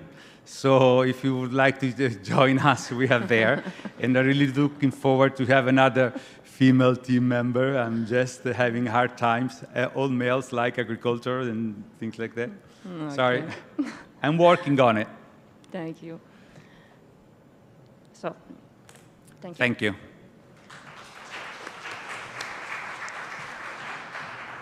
So we have last presentation of the session.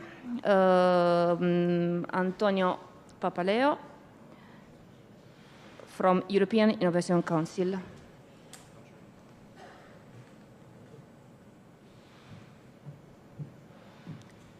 Thank you.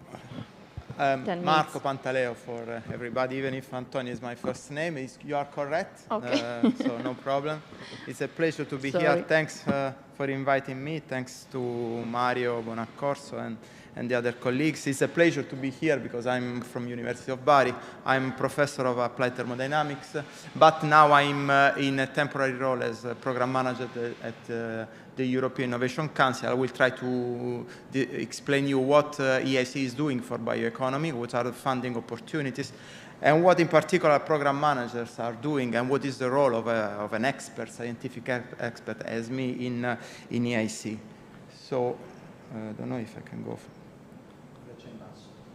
Grazie. Okay, where is the EIC? Is in Pillar 3 of Horizon Europe. So we foster innovation. We try to transform brilliant research into business opportunity, transform research into money. ERC is focused on excellent science, on using money to undertake research. Pillar 2 is focused on societal challenges and has 5 clusters, of which cluster 6 on food bioeconomy is particularly related to to topics of today, and where most of the budget of Horizon Europe is allocated, about 60 billion euro. We are managing about 10 billion euro over the 7 years framework program. And we have 3 main instruments. Pathfinder funds fundamental science, breakthrough research with low TRL, the ambition to produce proof of concepts of technologies that are disruptive, not in kind. When you have a crazy idea, high risk and potentially high value, which is not technological mature, Pathfinder is the right place for you. The characteristic of Pathfinder is to be mainly collaborative, so we fund consortia. ERC funds people, specific researchers.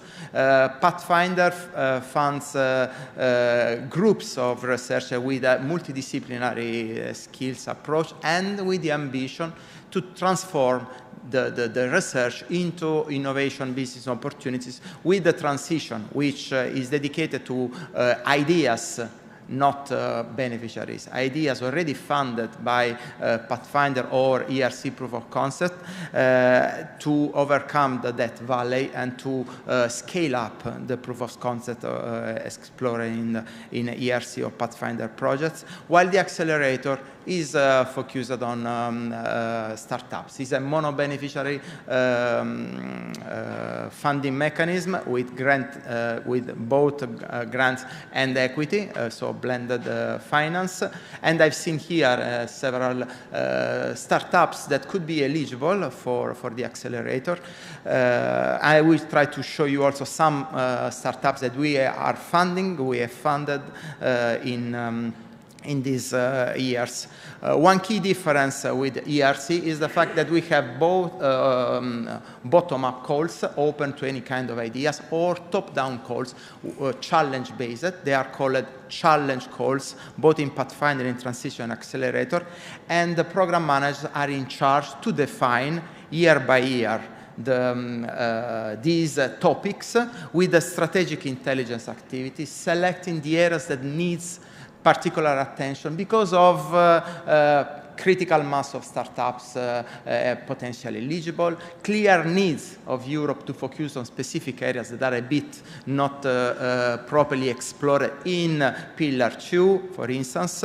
And this is one of the 3 key activities of the program managers that we have now 8, 9 program managers recruited in different areas from health to food, to space, to energy and green technologies. I'm in charge of energy system together with my colleague Francesco Matteucci, and now we will recruit another colleagues to work on energy and bioeconomy and green technologies, together with the policy activity, so writing the work program or writing the challenge guide, which is a detailed document that specifies which are the scope of the call and which kind of project we want to retain.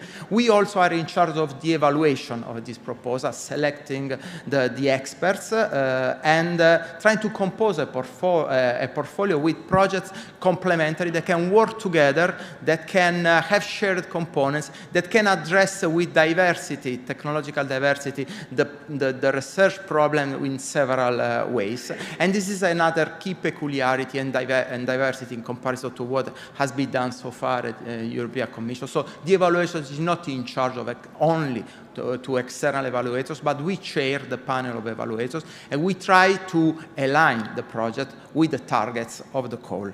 Then we help projects, we work with projects with the proactive management.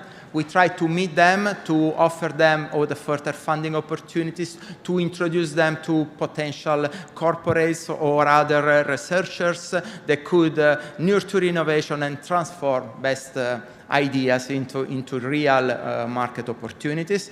This is part of the proactive management, and also the third activity is to create synergies with, for instance, with the partnership. We are established some collaboration with the Green Hydrogen Partnership, which reflects the challenge call launched last year on green hydrogen generation, but we hope to do the same with other partnerships, in particular the bio-based circular bio-based economy Europe partnership.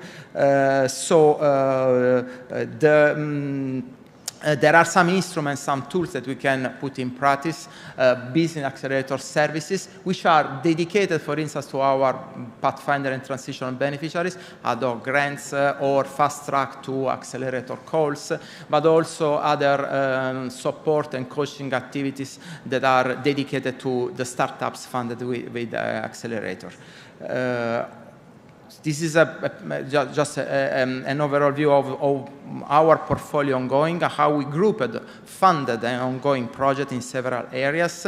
But I go fast to, okay, the key principles that guide us in the definition of the challenges proposed are the alignment with key strategic goals of Europe, but also evidence that we have from non-funded projects in EIC and ERC, for instance, and also interaction and things from venture capitalists for what regards the accelerator. I try to go in detail on what is ongoing and is very interesting for bioeconomy, the call on carbon dioxide and nitrogen management and valorization, deadline 19 October, which addresses exactly the possibility to capture CO2 or nitrogen and transform it in a valuable product, chemicals, materials, energy. The nature of Pathfinder, as I explained, is can be both bottom-up or top-down, is a mainly collaborative project, but Pathfinder Challenge could be eligible even also for single applicants. Budget in the range of 3-4 million euro. We expect to have for this challenge a budget around 28 million euro, so we could retain 6 to 8 proposals. And we as program managers are in charge of the management of these portfolio projects. Which is the scope, more in detail, of this call, is to support and fund the development of proof of concepts of new technologies, roads that can be both biological, chemical, physical, that aims to integrate in a carbon negative or net zero system the capture and or the recovery of CO2 or we address both isolated nitrogen, carbon dioxide, or the combination from atmosphere, from soil, water, or from point sources. But we want to see also the integration of this capture sequestration with the transformation into value-added products or net zero commodities, can be materials, bulk chemicals, renewable fuels, and other energy carriers. This is just an example. So we are fully in line with the carbon capture and utilization. In fact, then the ambition is to put our beneficiaries in contact with other projects funded, for instance, in Pillar 2 by CINEA in this area, and create so an innovation ecosystem around these topics. The same for the nitrogen circular economy. So we look for proposals that aim to address recycling use as feedstock for added value programs for biological fixation. You can find all the details in the topic guide, which is published on our website. For instance, another element, if you are proposing a special decoupling of the capture of CO2 and nitrogen and the final conversion, you should also address the storage and transport issues. We pay a lot of attention to the use of non-critical raw materials to address the European technological autonomy in the supply chains and in the circularity of the whole value chain. Criteria to evaluate the proposal and portfolio concepts. As I told, we are addressing both complementarity and diversity in the composition of the portfolio. Are, for instance, the typology of molecule removal, it can be CO2 or nitrogen, the typology of stream from which it is recovered, scale of application, and so on. And you can see here some of the criteria that can be adopted during the evaluation, together with the input from the experts.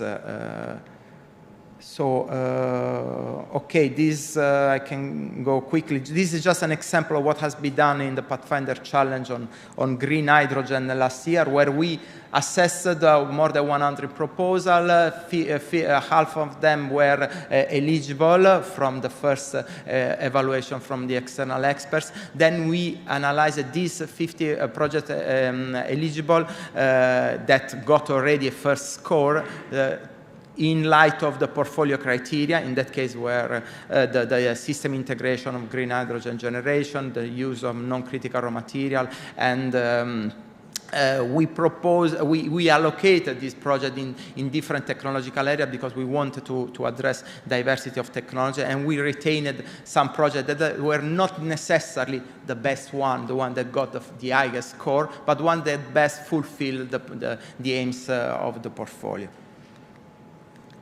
Quick notes about the accelerator. We'll close. Yes, this is a very, very interesting opportunities. Accelerator is dedicated to high-risk, high-value startups that could even be originated during the proposal and will be launched if the idea is funded. The important is to have something that already works, at least at lab scale, potentially with a patent of intellectual property right properly addressed, with the possibility to have grant up to 2.5 million euro and equity up to 15 million euro, with two steps evaluation. The first step, there is an idea that is assessed by external experts, and if it is successful, you are invited to a second step of the evaluation with a pitch with the jury member, 5 jury members, and then the grant signature of the grant agreement. Last slide, just to explain what we are funding, example of startups that we are funding in close to bioeconomy topic. For instance, Lixea, that is developing a Lignin city facility to foster the use of lignin for biomaterials. B for plastics, that works on polymer architectures. Lixea is based in the UK, but they are establishing their plants in Estonia. B for plastic is in Belgium. Ineratech developed power to gas or power to liquid solutions. German. Hafnium from Denmark is focused on computational chemistry tools to predict chemistry and to predict molecules, materials that could be useful for bioeconomy. Then Voodoo, recently funded from French startups on transparent wood. Ecoplastome, and last one is the only one I found from Italy, bioresin from tomato byproducts, Emilia Romagna. Unfortunately, we are very good in getting funds from Pathfinder, excellence, science and research, but not so good in getting money from the accelerator, which is something we in Italy should work a lot on to improve. I finish. Thank you. Any question? Only one question from me. What is, second your opinion, the trend of this measure in Horizon Europe in comparison with Horizon 2020 in the field of bioeconomy? If you have from... It's a difficult question. So you mean how much money has been allocated to, I don't know. I don't have these figures.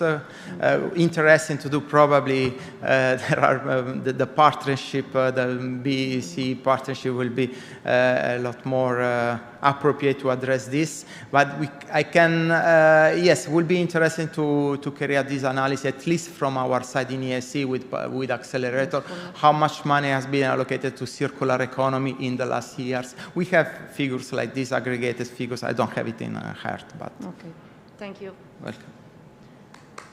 Thank you.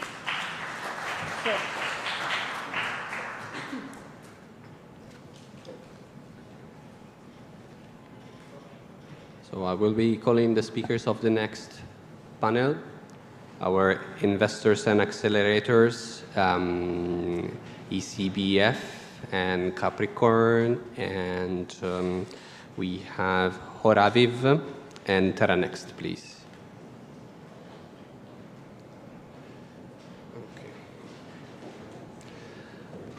While our speakers take their seat, as you may have noticed, we are 45 minutes behind.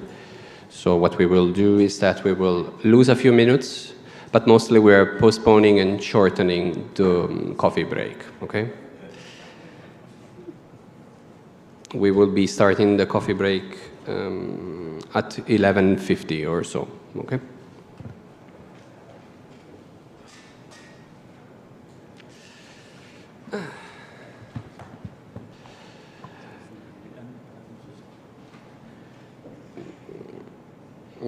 Yeah. So we have a little bit less time than foreseen, but we will make the best of it. So first of all, I will be asking each of the speakers to please, in a couple of minutes, introduce themselves, their fund or accelerator in one case, and just to say a word on ticket size and scope, just if you have it as a range.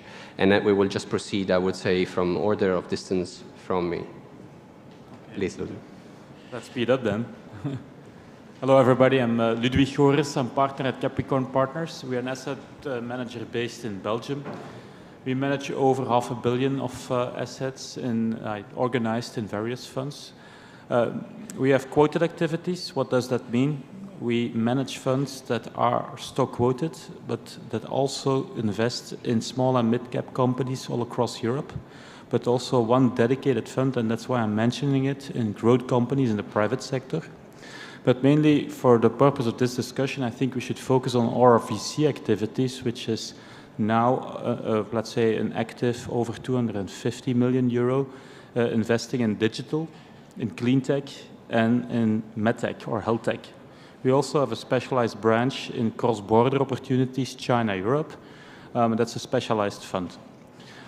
We invest mainly, Filippo, tickets from 1 to 5 million euro in first case, but I think you can ballpark say that we can invest up to 10 million euro. That depends a bit on the final fund size, which ranges from roughly 40 to 100 million euro. Okay. Thank you. Yeah. Buongiorno. My name is Michael Nettersheim. I'm one of the managing directors of the European Circular Bioeconomy Fund, so short ECBF. ECBF is a new fund, 300 million euro fund focused on the European bioeconomy, including the circular bioeconomy. We invest in growth stage companies, so a more or less formal definition is we start at technology readiness level 6 up to higher levels. Ticket sizes, depending on maturity of the companies, initial ticket sizes range from 2.5 to 5 million. We intend to invest in 25 companies, so that means on average it's a 10 million euro capital allocation per company. Sectors that we cover are ag, food tech, bio-based chemicals, bio-based materials, and related circularity topics. So we do not invest in pharmaceuticals or bioenergy. Our geographical focus is the EU 27 and 16 associated countries to the Horizon 2020 program. So for instance, Israel, Norway, Switzerland, but also some other countries, including, unfortunately, Ukraine. We look for innovation in the sector and also initial market traction. We can lead rounds and set a valuation, and we also prefer to be involved at the board level. Maybe a word on our LPs. So we are backed by the European Investment Bank, but also by corporates such as Nestlé, also Nestlé, and some family offices, and also some financial investors, including investors that are focused on sustainability. So we are also having this within our charter, so we are pretty much an ESG-focused fund. In terms of the new European regulation, we are a dark green fund, so an Article 9 fund. Thank you very much, Michael. Thank you for having us here in Bari. It's beautiful, and maybe today we'll tour a little bit more to enjoy the area. My name is Or. I'm partner at Ariely Capital. We are family office based and multi-generation investors in technology companies. The base of the family's investment includes investments in biotech and health for many generations. So we love biotech and health. We have a very holistic approach in Ariely. We believe in providing companies for a wide diversity of services. We believe that a technology company is like growing a child. It takes a village, and they need a lot of help, and money is just one part of it, but they need a lot more than just money. Our ticket sizes are usually all the way from early stage. We've done pre-seed and seed in a couple of hundreds of thousands of dollars, all the way to 20 million.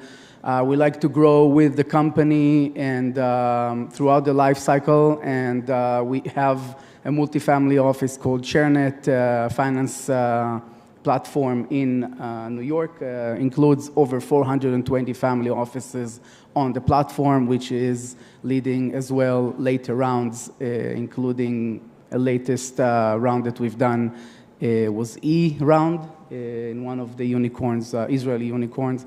We have offices in Israel, in New York, and in London. We're expanding. We have an innovation department that leads accelerators. Actually, it is the most active accelerator and incubator fund in Israel as of today, as far as life cycles. We also partnered with the Italian government. So we're leading the third cycle of the Italy-Israel Accelerator, over 30 Italian startups in that platform, and got to know Italian innovators, and we're very excited about it. Thank you. Thank you very much. Hi, good morning, everybody. My name is Giovanni Bugnotto. I'm Innovation Manager in Cariplo Factory. Cariplo Factory is an instrumental company of Fondazione Cariplo. Today I'm talking with you about TerraNext. TerraNext is an accelerator program based in Naples. It's part of the national network of accelerators of CDP, so the investment Italian company. The ticket size of our startups is around 100K as a first investment during the accelerator, and then we have follow-ons around 200Ks. So this is mainly focused on startups related to the first stage of their life, so around TRL 2, 3, 4. And we are developing through this accelerator support in networking and business development, validation of technologies, and supporting on business plan validation and business model validation. We are doing this with very interesting corporate partners like Pastificio Garofalo, Nestlé, and Novamont. And we are also part of a larger network of institutions like Federico II and Intesa San Paolo Innovation Center. So we are mainly focused on bioeconomy. TerraNext is the first accelerator in Europe only focused on bioeconomy. This year batch, we are having 8 startups. One of them is Sestre that has pitched before. And the 3 pillars were about bio-based products, regenerative agriculture, and nutraceutical products. Next year, we will go for a second batch, and the third year, we will finish with the third batch. So it's a 3 years program, and in total, we will have up to 30 startups accelerated. Very good. Thank you. So we completed the introduction round, but we shall also mention that we have an apologize from Sofinova representative. Josko Bobovic would have wanted to be here, but his flight was cancelled. So that is the reason why one panelist is missing. I'll be very brief, just saying a word about who I'm representing. I'm here representing the Bioeconomy Ventures.eu project and service. What we do is we are a BBI ICB funded project, and what we do all day long is to connect startups with investors in different ways. Okay, so it's a pleasure for me and the Bioeconomy Foundation I'm representing to be moderating this panel. Now, I'm also happy to let you know that meanwhile we negotiated for selling 10 more minutes of your coffee break and buying 10 more minutes of this panel time, so the coffee break will start at 12. Now to business. So moving in the opposite order, so starting from TerraNext again, if you could, have you perceived any changes or critical features in the past 12 months in terms of startups requesting for VC or accelerator support? Although your accelerator is recent, your organization has a track record. So do you perceive the climate has changed significantly in the past 12 months, or you expect it to change in the next 12 months, or maybe not? So I'll ask the same questions to all the 4 speakers. Thank you, Filippo. Yes, well, TerraNext, we are having the first batch this year, so we will see lesson learned to apply in the next batches. But what we can see is that startups at this level in the bioeconomy sector would need mainly 2 things. First is the support by the corporate.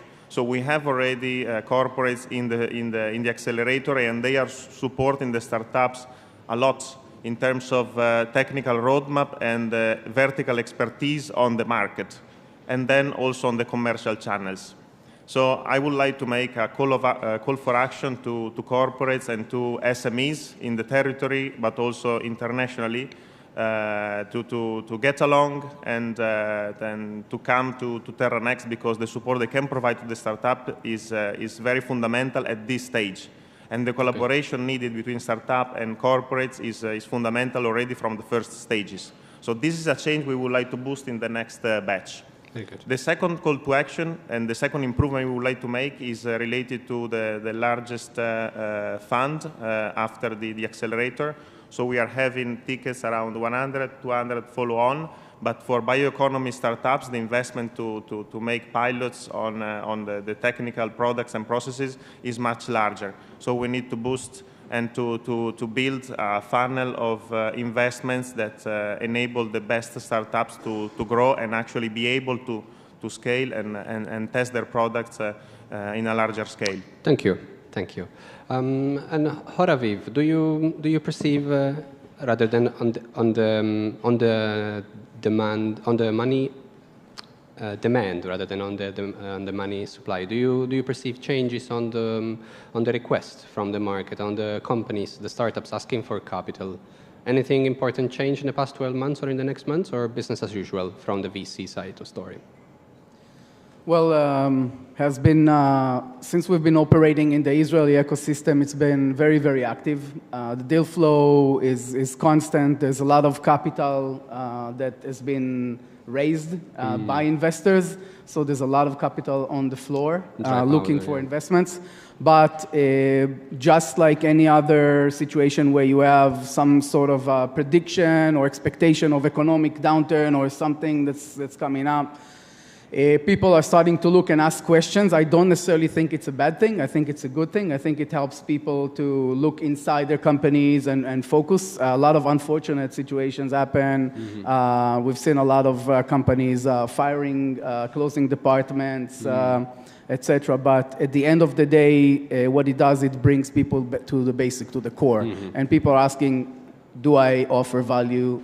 You know, am I making revenues? Am I adding value to, you know, myself, to my clients, etc.? Looking into their business models, what they're offering, etc. So we have seen a lot of demand. I can say that that's from the capital side. From the acceleration side, I can refer to one of our programs, which is the one with the Italian government. The first cycle we've done was right in the beginning of COVID, and I think everybody in this room remembers what happened in Italy in the beginning of COVID. So right then, when COVID hit, I had Italian startups in Israel, and they had to deal with everything that's been going on. It was very, very intense, but you could see the dedication of the startups. None of the Italian startups wanted to leave Israel. They wanted to finish the program and only then leave. We had to get the final flight out of Israel for them. It was like a rescue flight or whatever they call it, that we set together with the Italian embassy. But I can tell you that throughout COVID, although there were a lot of different programs to help startups scale and develop, you could feel that they were hurting, and a lot of startups really, you know, were missing a lot of opportunities. And immediately after the skies reopened, the demand was through the roof. I mean, every program had over-registration. So, yeah. So you have perceived high commitment from the startups you're working with, plus quite some backlog of people who want to jump in and go for it. That's great. And dry powder is still there. Good, good. Okay, so now the question goes to Michael of ECBF. Also a new reality since a few years, so, but you have seen already a lot from the past and current.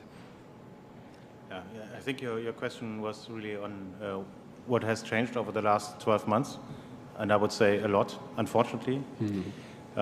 So 12 months back, we were in the phase when it comes to investing of, I would say, exaggeration. So high valuations, investors bought stories and less so on fundamentals. Now the pendulum is at the other end of the scale, I would say, which means we are much more focused on, like what Haviv said, on fundamentals. So numbers are important. So what is your value proposition also quantified? What is your production cost quantified? All these types of things come more into focus. Also sustainability, right? Is it just a story that you're telling, or can you confirm that you, for instance, contribute to greenhouse gas emission savings or whatsoever? So is this good? Is this bad? I think this is the reality. It's probably good in the long term. The opportunity for companies in the bioeconomy still remains very bright, I would say, because the economies need to transition. That's also obvious. And as we also know, the energy crisis that we are currently facing in Europe reminds us that we need to move away from fossil feedstocks. So there's a big opportunity there. And also, you know, the food system has been shaken up. It has also become clearer that we need to look into more regional and more sustainable supplies, also with regard to climate change. There was a really hot summer in Europe, and it's not the first one. So there's a lot of opportunity there because there are a lot of challenges. In the long run, I think this sector will prosper. Short term, it's a challenge, right? Also the energy costs when you, like PEEP, do a refining process, energy costs can be really a challenge. Thank you, Mike. Being the last in line, it's difficult to add a lot of elements, of course. You have to find something we else have, to say, yes. Coming out of the 12, what happened? If I interpret your question, Filippo, in terms of what really happened in the last 12 months, we came out of Corona. What will happen in the next 12 months? You know, that's for a crystal ball to look into. But of course, the global economical situation and the geopolitical situation does not help. So what we have seen is an enthusiasm in deal flow, an enthusiasm in investment, both in portfolio companies and in funds. We have seen a lot of those coming online. In the last, let me expand to 24 months, we did 4 more investment in the sustainable chemistry space. We just launched a new seed fund backed by DSM, which we're further expanding. So I think there's money enough on the table and initiative enough on the table to support this economy. If you look forward to the next 12 months, how we will deal with it, I agree with a positive outlook of Michael. You can either look at the glass half full or half empty. And if you look at it half empty, then you think about our friends in Russia, and you think that the whole geopolitical situation will, let's say, put a major brake on the economy, including the bioeconomy, but I don't think that's the case. I mean, definitely in Europe, it's like full throttle ahead, and let's say take this opportunity as a chance for an acceleration in change, and not only in chemistry, maybe definitely first in energy, because it's in everybody's mind, but also in terms of supply chain, which are much more localized and which provides for the opportunity to change the chemistry and the biochemistry sector. Great, thanks, thanks Ludwig. In fact, you're naturally linking to the next round of question that is linked, in fact, to the reduction of the restrictions post-COVID, hence the supply chain bottlenecks and the reblossoming of the economy, and also the crisis in Ukraine. And from my perspective, of particular interest is the impact of energy prices on the bioeconomy, because when you look at things from a different perspective, it's of course bad for people who suffer. It's of course bad for people who have to pay high utility bills. But some aspects of the bioeconomy are probably on the spotlight because of the current crisis. We are aware of the Repower EU plan. We are aware of the the biogas and biomethane being of particular interest and other aspects. So do you, if you just want to touch on it, which you already partially did, but do you see bioeconomy, hence the importance of a local biomass supply chain, hence the importance of renewable biogenic carbon, which is positive implicitly without entering in the merit of the LCA? Do you see positive accelerations on specific aspects of the bioeconomy in the next 12 months or not? You already partially touched on it, but I will just ask any of the panelists who wish to comment on that to do so, and I will just take a hand for that. Yes, please go ahead. So I can say that one of the things that the local and global situations have driven us to do is diversify our portfolio. So we've, in the past several months, did several investments in that field. Number one, we invested in early stage startups, which we've done, but we've done it through our platforms, which is a risk reduction because we know the companies better rather than getting them through the regular pipeline of the capital arm. Number two, we invested in a biotech fund. It's just closed $100 million. It's called NGT. And one of the benefits besides being dedicated for biotech is that it's government-backed, which is something that is very good for investors. It's something that the Israeli government has been doing for a while to leverage investors' money and reduce the risk. And I think that biotech has definitely been defined as something that's high risk, and trying to attract more investors into this field, the government really tries to leverage their money and give them incentives. So that's the fund that we invested in. And third, we also invested in an innovation center, an R&D center for biotech and agriculture. It's called Frontier. It's in the largest regional council in Israel. That's account to 22% of the land mass. And the good thing about it is that it's circular. It's complete. It has the R&D center. It has the innovation platforms. It has the agriculture platforms that produce the biomass, that produce everything that they need. So they're self-sustained, and they're able to run forward with projects with industry and governments and startups at the same time. Academic institutions as well do research there. So I think that from our side, being able to invest in startups, in funds, and innovation centers really completed the picture to reduce risk and to help diversify our portfolio. Thank you very much. If anybody else wants to add, please give me a sign. Yes, please go ahead. Yeah, about I have two observations about the bioeconomy positive aspects. First of all, the genesis of this initiative, Terra Next, of CDP, was focused on bioeconomy because bioeconomy is one of the most important sectors for the Italian economy, and especially in the south of Italy. One-fourth of all the bioeconomy market is based in the south of Italy, so they have decided to push this accelerator in Naples. This is not about market value, it's also the jobs creation that we can boost by providing accelerator to startups. And this is one observation. The second is about, since we work a lot with corporates directly, is to see how different sectors are getting involved and getting interested to this topic, because at the end of the day, when you consider Scope 1, Scope 2, and Scope 3 emissions, you have to look at your supply chain, and you have to decarbonize the end of the chain. And the end of the chain that can be solved through bioeconomy. We see oil and gas company, packaging, agri-food, and fashion getting a lot of need to bioeconomy solutions. So that's why this accelerator and all the works that the investment are doing will have an important boost and important solutions for other sectors in the economy. And the third aspect is about also the Ellen MacArthur Foundation and the circular economy paradigm that is more and more focusing on bioeconomy.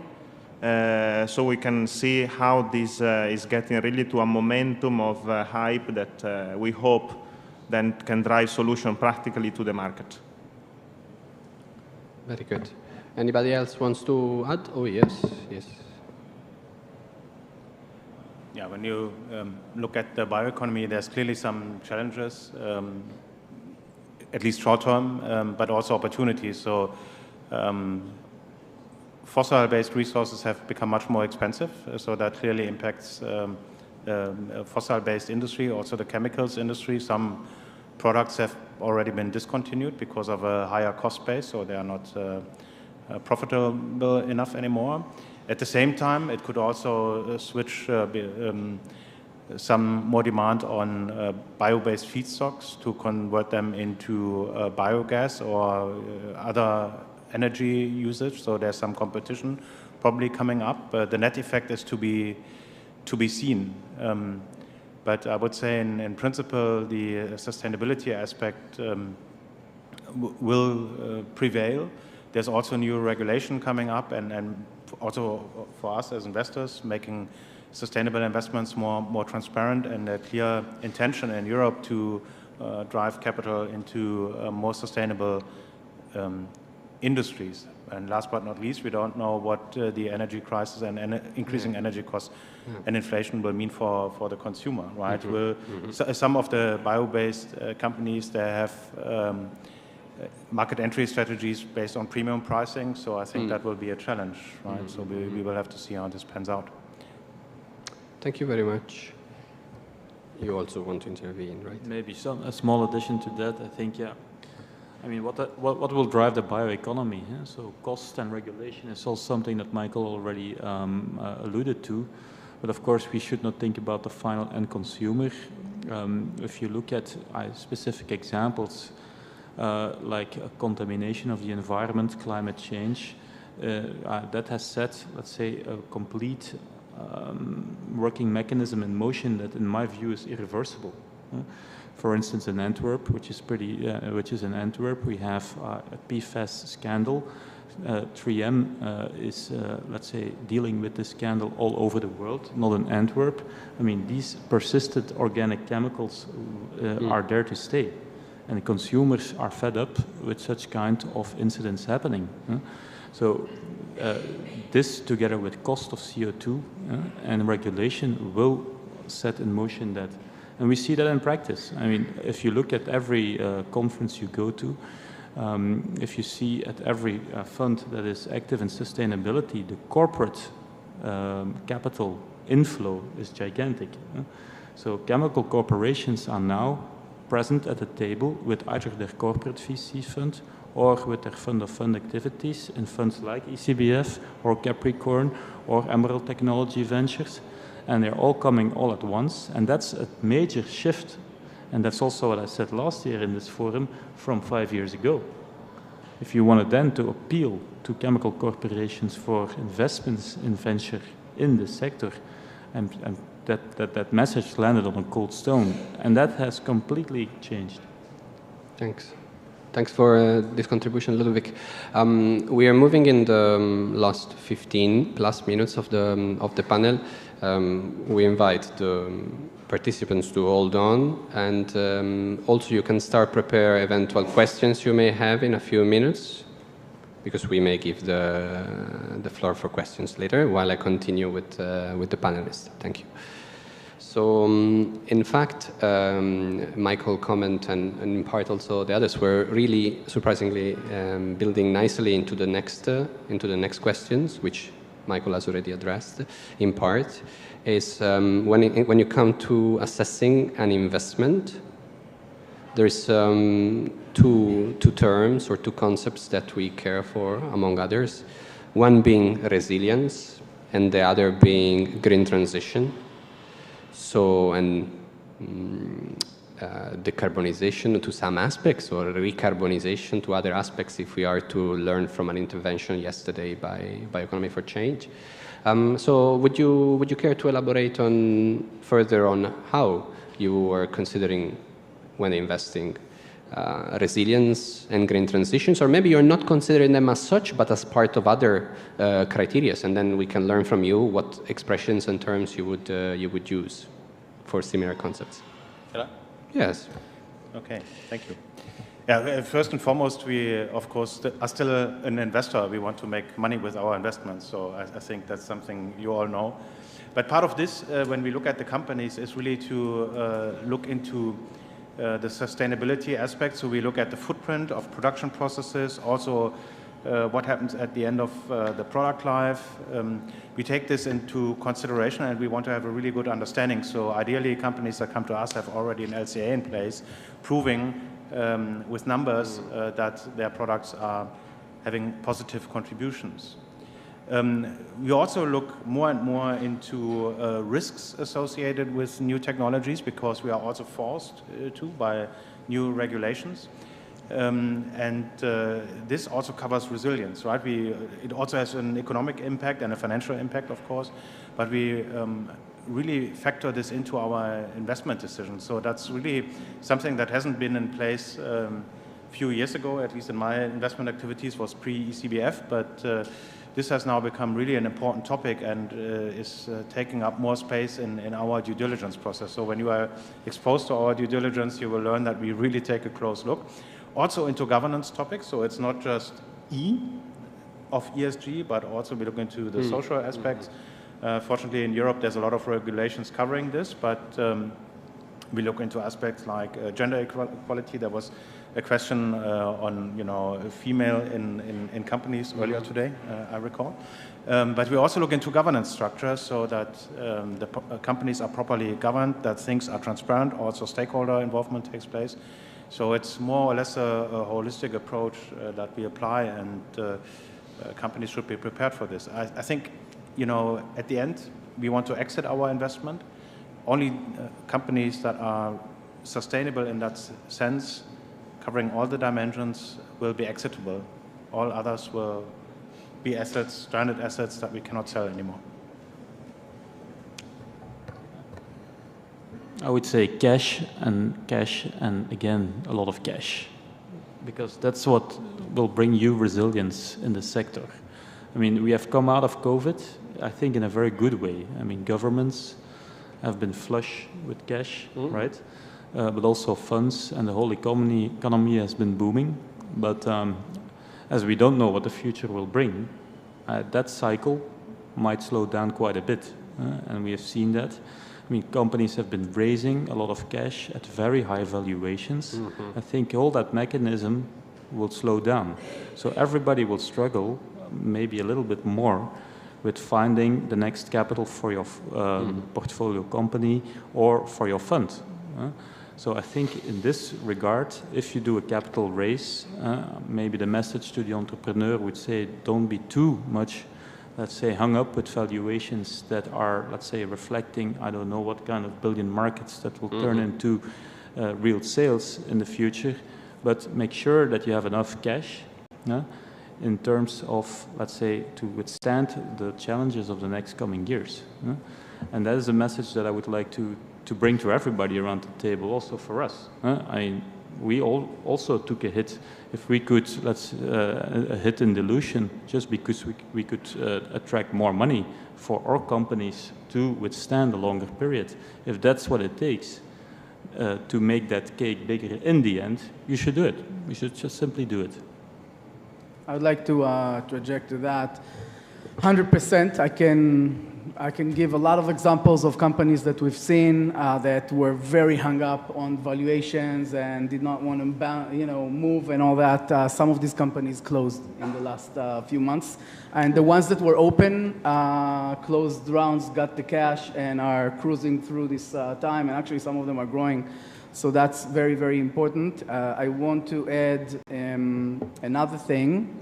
I think that when we're looking at a company, one thing that's very important for us is to see, number one, in what ecosystem are they positioned? Sometimes a lot of companies are positioned in some ecosystems that are good for certain stages in the company and are not fit for the next one, and then they're starting to experience a lot of difficulties. Specifically when we're talking about biotech and different things, they are dependent on certain things, certain components in the ecosystem, and if they're not there, even if they raise the money, then the next morning they wake up and say, okay, Now, what do we do with the money? Let's start using it. We don't have the right resources in our ecosystem. And as I start thinking and burning cash, that's not a good thing. So where is the company positioned geographically? Does it have access to the right resources? Is it the right ecosystem for the next stage of the company? It's one thing we're looking at. And obviously, in addition to the obvious things, we also look at impact. We want to know that this company is going to do good. We want to be involved with good companies and good people. And at the end of the day, legacy. We want to make sure our portfolio are legacy companies.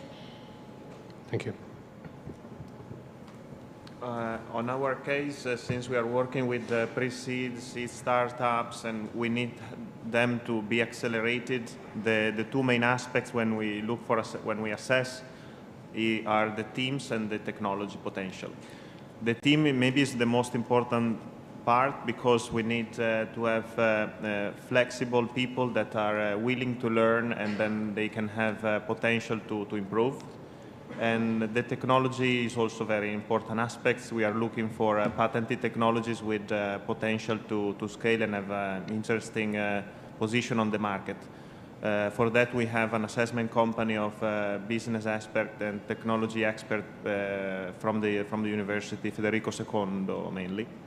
The third aspect related to sustainability, we are looking for a sustainable by design solution, but most of the startups nowadays are getting to stage with this pedigree already in place. For sure, in the beginning, it's difficult to assess with the quantitative data, so we have a qualitative assessment. And then when the startups are growing, we support them with ESG framework understanding, first of all, awareness, and then a roadmap to implement and to be better according to this framework with these pros and cons, but this is the framework that we are using. Thank you. While we continue the discussion with the panelists, I will also keep one eye on the public, as you had the chance to think about potential questions. If you want to show that you have some questions, just raise your hand while the discussion continues, and I will point toward you if we proceed with your question. Meanwhile, we go ahead with the discussion.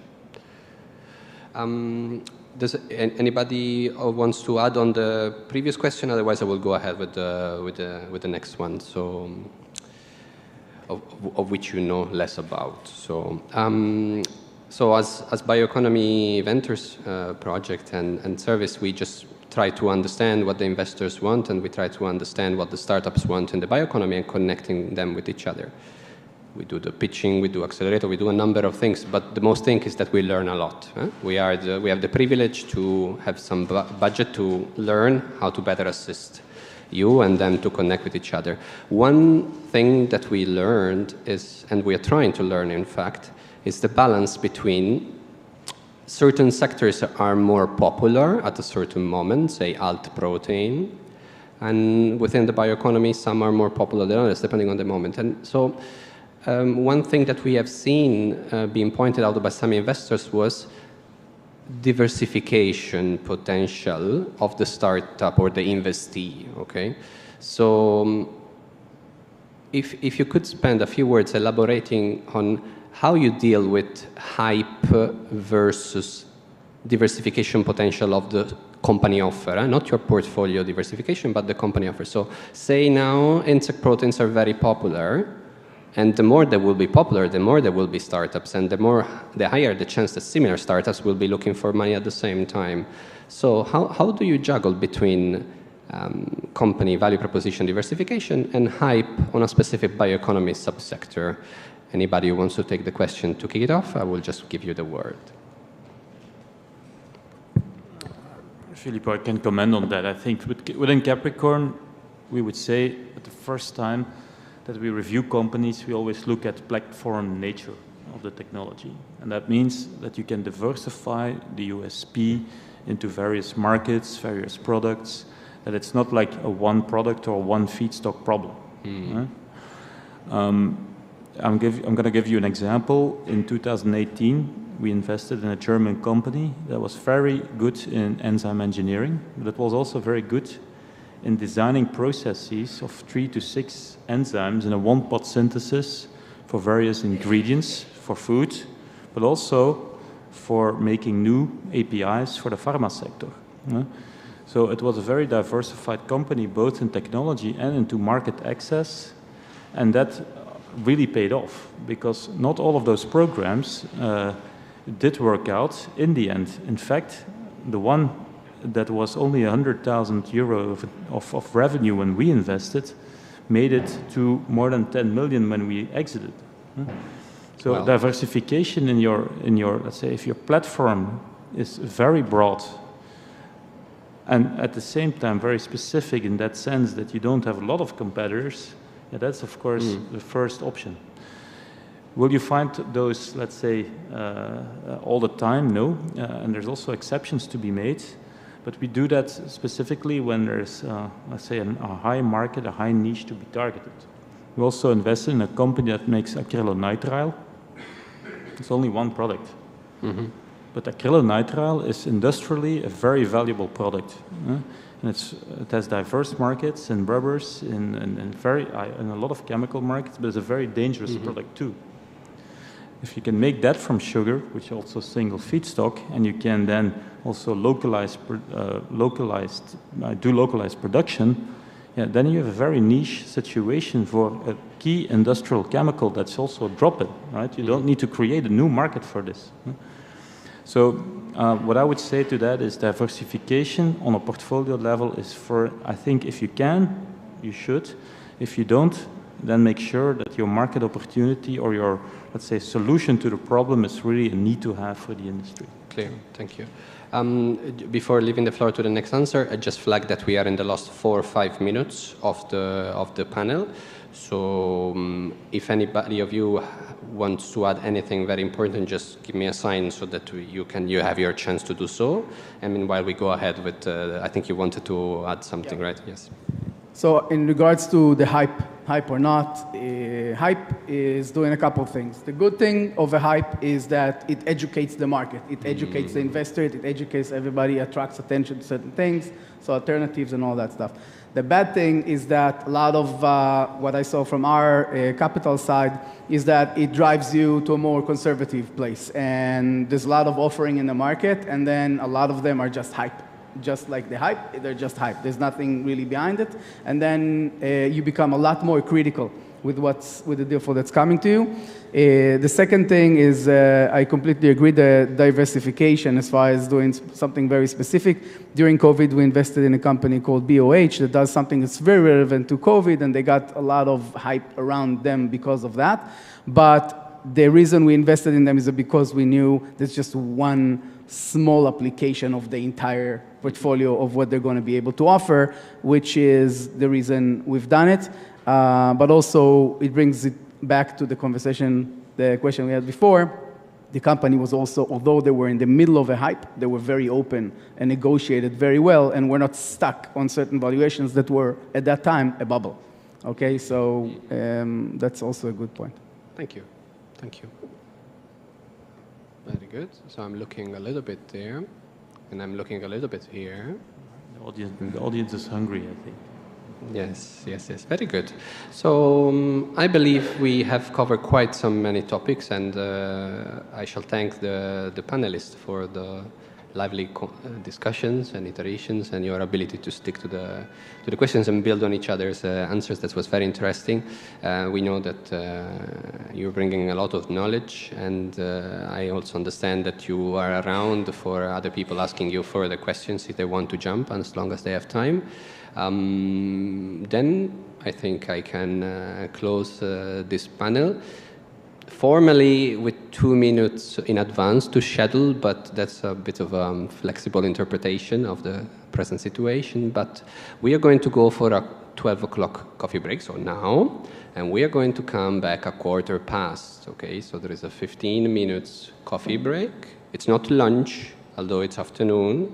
It's just a coffee break. The lunch will be in a couple of hours, okay? So enjoy your coffee break, 15 minutes back here. Thanks, everybody.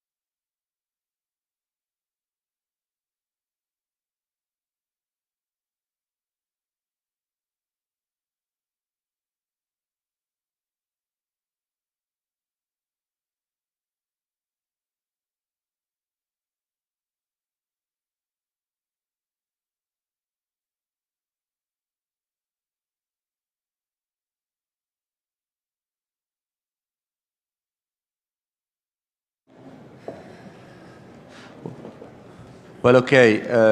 If you can please invite the people at the coffee break to join the session, because we have strict timing. We are the last one, so it's not surprising. Babette should be here. I think she's coming. My suggestion is that we start the panel, and in the meantime, she will join us. And in any case, my intention is, first of all, to give the floor to the panelists for a short intro of, okay, Babette, let's wait Babette to join. Thank you. And also people is coming back.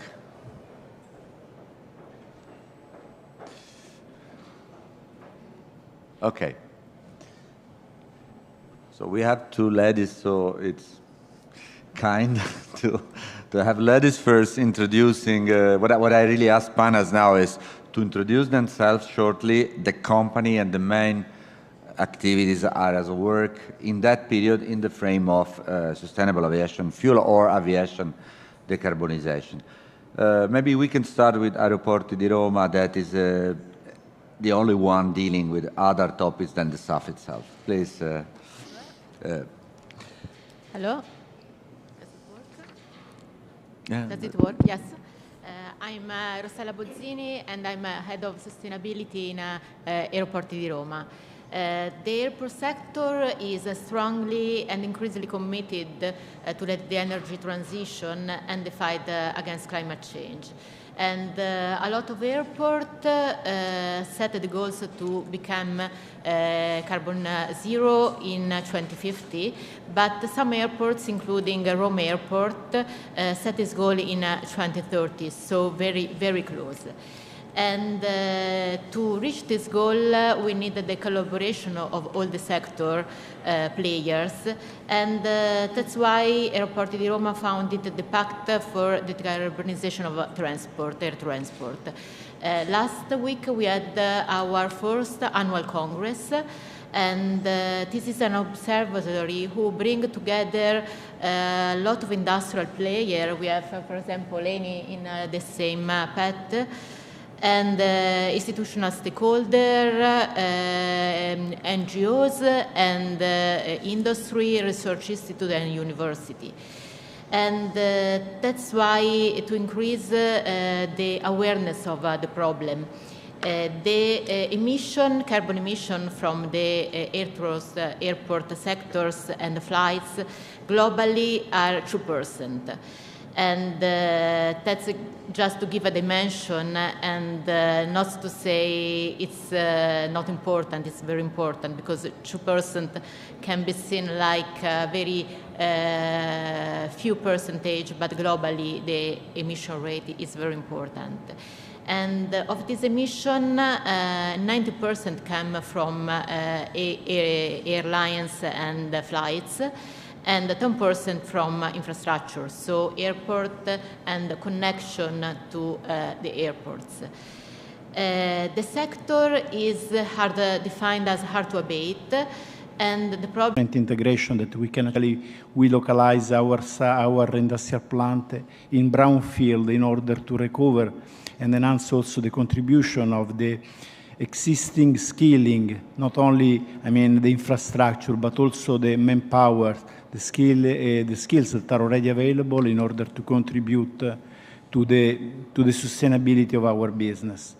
In particular, we awarded recently the important fund from the European Commission, the IPCEI for hydrogen. The program, we received a grant of about 200 million to develop the first green hydrogen valley in Rome. And this will be located very close to the airport of Fiumicino. So according to the growth of the market, we will develop more hydrogen for the city and all the industrial uses, or we can convert the ethanol, that is the co-product of this market, in sustainable aviation fuel through ATJ process. So sure, this is something that we will verify, and we will contribute hopefully to decarbonize the aviation in Rome and all the industry in Rome with our plant. And just to give an idea of the dimension, we can develop up to 20,000 tons of hydrogen, 20,000 tons of hydrogen in Rome, or we can contribute with about 80 tons of sustainable aviation fuel as a future target by joining our plant with green hydrogen. Okay. What is the time frame you're planning for this plant? When should be? So our duty with the European Commission is to have this plant ready in operation in 2026, end of 2026. So we will start by producing hydrogen in terms of 1.5 tons per year, k-tons per year, and about 55 k-tons per year of ethanol. Offshore, the two products can range in quantity depending on the request of the market. And offshore, we can develop the further step in order to convert the ethanol in sustainable aviation fuel in a very convenient location that is already connected by infrastructure with the airport of Rome. Okay, very strict timing. Yeah. Next, E&I, Luca Sassi, can you tell us a bit? Hello, okay. Hello, everybody. First of all, thanks to Mr. Bonaccorso for inviting Annie to this panel. And I'm Luca Sassi. I'm in charge of performance analysis of biorefineries in E&I. E&I, as everybody knows, E&I in Italy, maybe not so well abroad, but we are a worldwide group with more than 35 people working in E&I, and we set very important goals in terms of GHG absolute reduction, and with the final target of net zero energy business by 2050, with important mid milestones in 2030 with minus 35%, and in 2040 of minus 80%. In this frame, Eni is pursuing these objectives through an integrated approach. And in particular, for what concerns biofuels, Eni started with the conversion of traditional refineries, in particular in 2014 in Venice refinery, which is the first conversion in the world of a traditional refinery in a biorefinery. Then in 2019, there has been a second conversion of Gela refinery with a total capacity of more than 1 million tons. Our goal is to double this capacity by 2025 and to reach in the following 10 years, so in 2035, 6 million tons per annum of biorefining capacity. Our biorefineries uses, first of all, waste and residues and sustainable vegetable oils. When we talk about waste and residues, first of all, we talk about UCO and animal fats. And our production are HVO diesel, HVO naphtha, HVO LPG, and recently also any biojet. Our first production of SAF was in Taranto through a different process. Just to keep in mind that we are following several paths. and it was made in October 2021. We produced our first NSAF by co-processing process, starting from UCO, processed together with traditional fossil oil.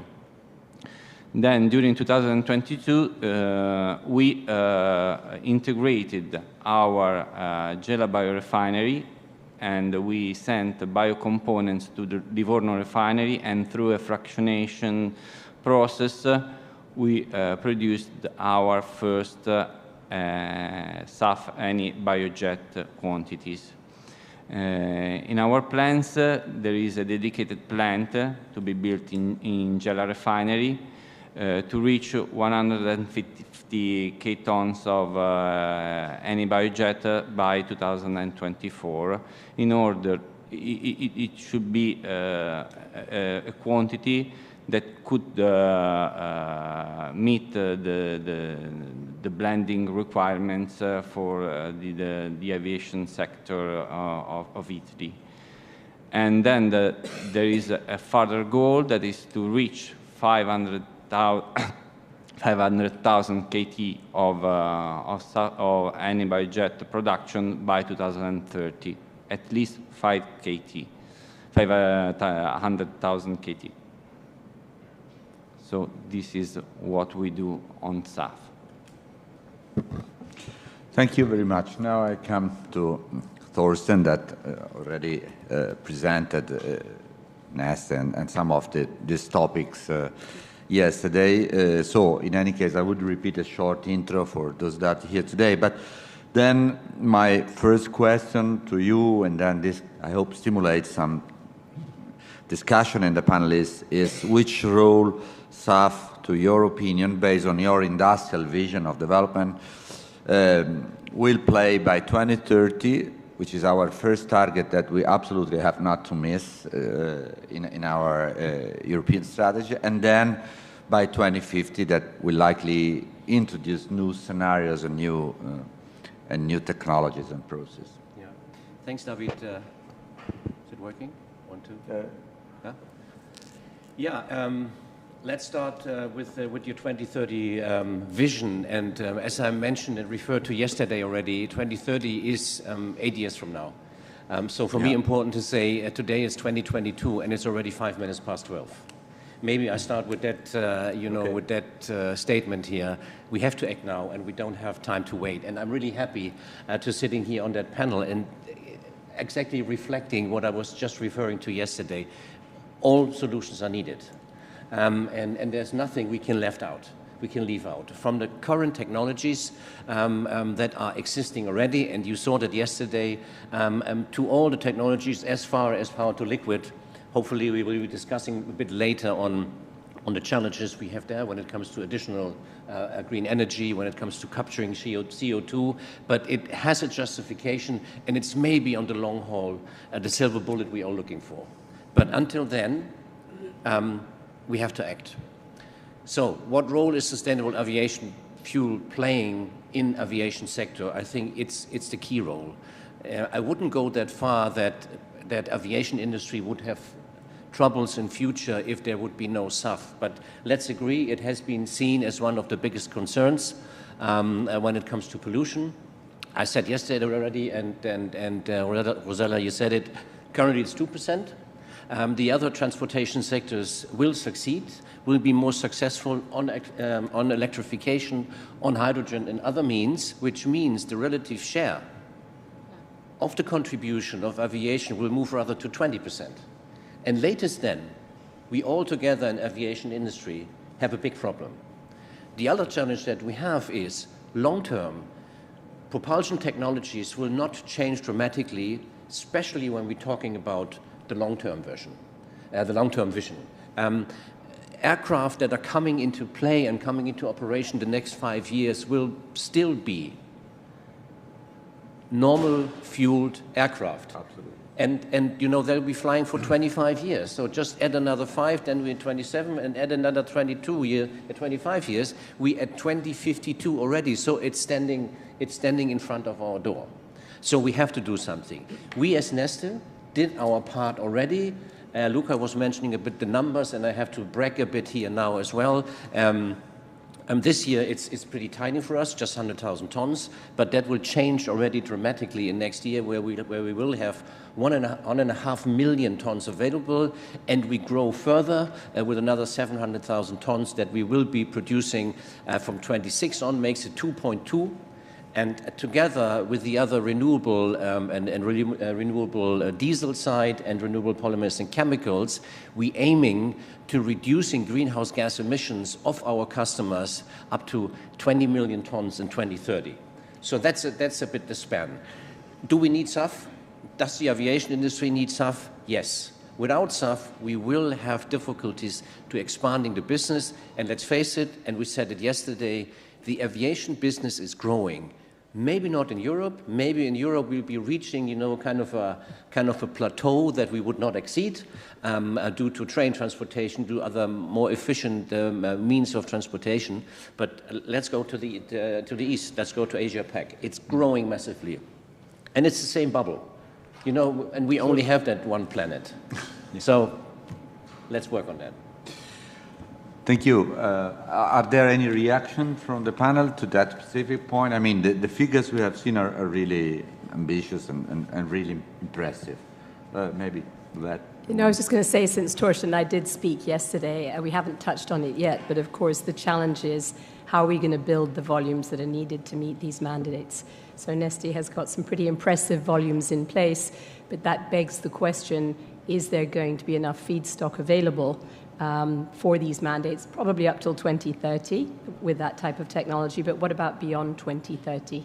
Because we know what's happening from a regulatory standpoint as well in terms of limiting the options that we have as an industry to provide these volumes of sustainable aviation fuel. Sorry, back to you. Well, the feedstock issue is something we already touched yesterday. We are aware is a strong point. And anyway, in your process, I mean, you have a very different approach. And to me, today, considering also the ASCM certification is the only one that is coming, industrially speaking. So specifically on SAF, you made a company, LanzaJet. And what is the business perspective for alcohol-to-jet that you see in the future, or compared to other applications? I mean, road transportation for the ethanol instead of doing SAF. How do you see the SAF issue in the frame of alternative renewable fuel or recycled carbon fuels in your business strategy? I mean, as a company. So we actually see a bright future, as you can imagine. Regulations aside, we see huge volumes. I think that's been said by all the panelists here coming forward. And we feel confident in the sense that our waste-based feedstocks have been proven at commercial scale in terms of the feedstocks. We've been operating in China at commercial scale since 2018, and we're currently operating about 3 gas to ethanol plants in China with a capacity of about 50,000 tons each. So that addresses the feedstock question. As some of you may know, we will be opening a plant with ArcelorMittal in Belgium this year. That will be the first European plant to convert steel off-gases into ethanol. So on the one hand, we're working on the feedstock side. We feel, based on our operations in China since 2018, that our waste-based feedstocks, industrial off-gases and syngas from solid waste, are proven, and our key challenge is to build more plants more quickly to make this feedstock available. But to your question about LanzaJet, which we spun out in 2020, the purpose there was really to accelerate the commercialization of alcohol-to-jet, which, as some of you may know, is actually a second process that LanzaTech developed and patented, and now have spun out to LanzaJet. And with the investment, so you raised the question of government funding, special projects of European interest, we have worked with both government funding in the United States and in Europe, but also private investment to spin out LanzaJet, as I said, with investment from companies like Suncor, Mitsui, British Airways, to accelerate the progress of that conversion of alcohol to jet. Now, we can use LanzaTech ethanol, which we call carbon smart ethanol, but the alcohol to jet process obviously uses any source of sustainable ethanol. So I think what we're trying to create here is maximum flexibility in terms of feedstocks, maximum optionality. As I said earlier, we now have the funding from the private investors as well as other projects to build 7 commercial plants and to produce about 150 million gallons a year as of the point those plants are built. The European projects we're working on, we've got just high skies with Vattenfall in the Netherlands. That's taking CO2 and green hydrogen, gas fermentation to jet fuel. We're working with the Flight project, which was Horizon 2020 project back in 2019 in the Netherlands. We have the Dragon project in the UK, and we've also demonstrated the use of CO2 from direct air capture in a project in the UK called Atmospheres. So basically, like everyone else, we're working everywhere possible, to validate different feedstocks, whether it be direct air capture or steel off gases or solid wastes, to produce the jet fuel. And we're trying to accelerate on the LanzaJet front with the private investment as well as the government programs to build those new plants and to create the capacity.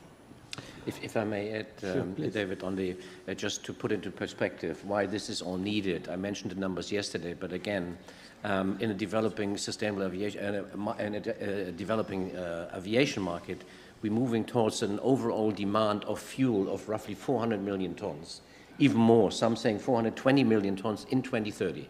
And forget about the regulations. I mean, regulations will come and they will spur interest. They will provide demand certainty that we need, and therefore the mandates are so important. But there's also, you know, announcements being made from airlines across the globe to hitting the 10% already in 2030. And you can do the math. I mean, talking 420 million tons, we need 42 million tons of sustainable aviation fuel just to meeting those requirements. So we must not leave any stone unturned and any technologies off the table.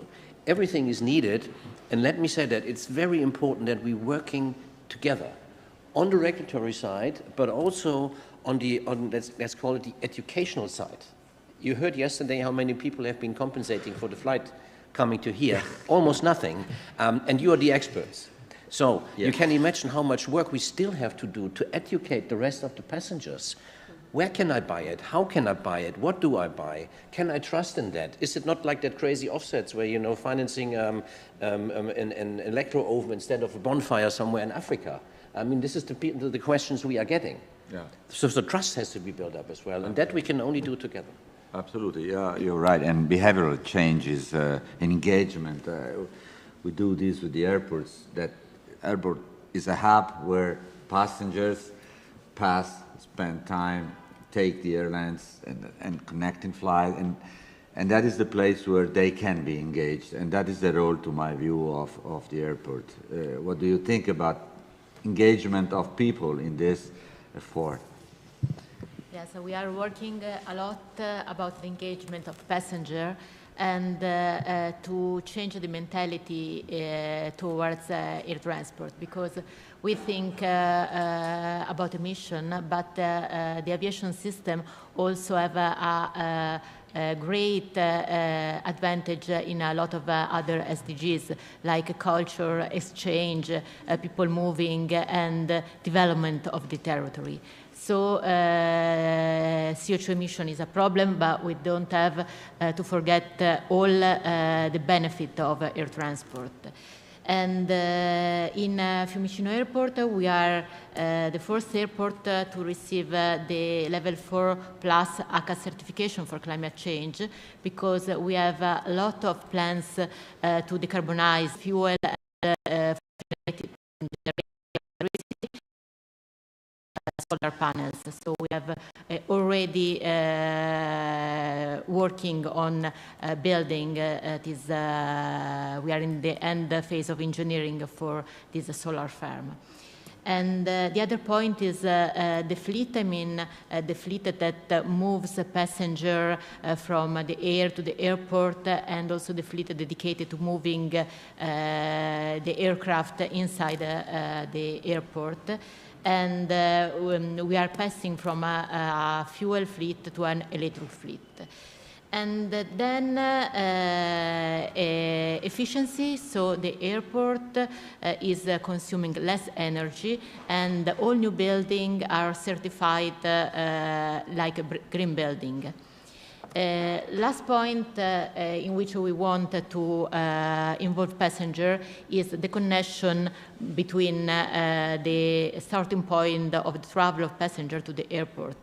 And that's very important because now is also due to COVID period is more based on private car.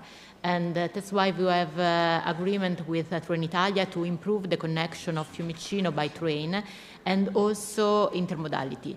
That means that we have seen that the most CO2 comes from very short flight.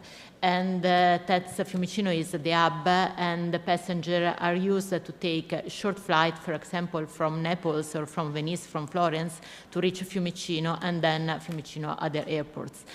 And so we are working a lot on intermodality to make available other type of connection, especially by fast train. So high-speed train will now arrive directly in Fiumicino, and we are working with Trenitalia to increase the number. So the passenger, we have the possibility to take a train to Florence, arriving directly in Fiumicino, and then be connected with the rest. So this is a very important path to reach the decarbonization of the sector, and not to deprime the sector that needs all actors like self-producer must act together to decarbonization of aviation. Okay. Thanks. That's a very important component of an overall strategy of aviation decarbonization. Now I would like to go back to Luca and Andrea. Andrea, you're the only one here on PTL. Actually, hydrogen and derived products working with this green or recycled hydrogen into something else. So let's move now from a technological matter to a more policy-related issue. I mean, we know that there are two sensitive points for this chain. One is the regulation for power to liquid, power to X, power to something, and the other one is the feedstock supply for the HVO-EFA chain. So let's start with this one. How do you see the regulatory framework to actually implement a recycled carbon fuel project or an aviation project based on PTL through the gasification of waste? Do you see barriers, financing barriers, regulatory critical elements that hamper the development of the technology? No, there are no any financial barriers to the developing of sustainable aviation fuels, starting from waste gasification, from hydrogen and CO2.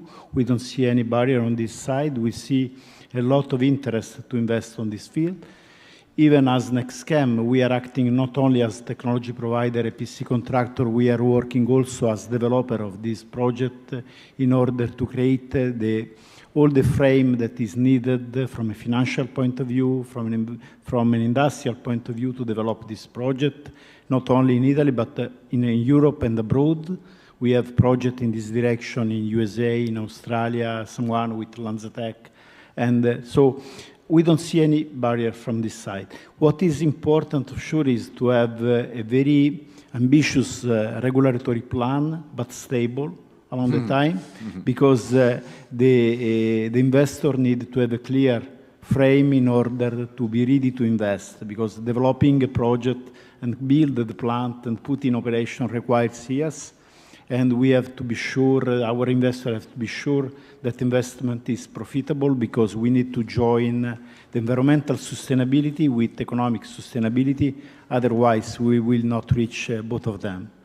And so we need that the European Commission, the European Parliament, works to fix a regulatory frame, ambitious but stable, and not to change so much the regulation. We are talking about the RED, for example. The RED 1 was not still in operation while the RED 2 was coming, and now the same is with the RED 3. And this is creating a regulatory frame that is not helping investors to develop a project on industrial scale. Yeah.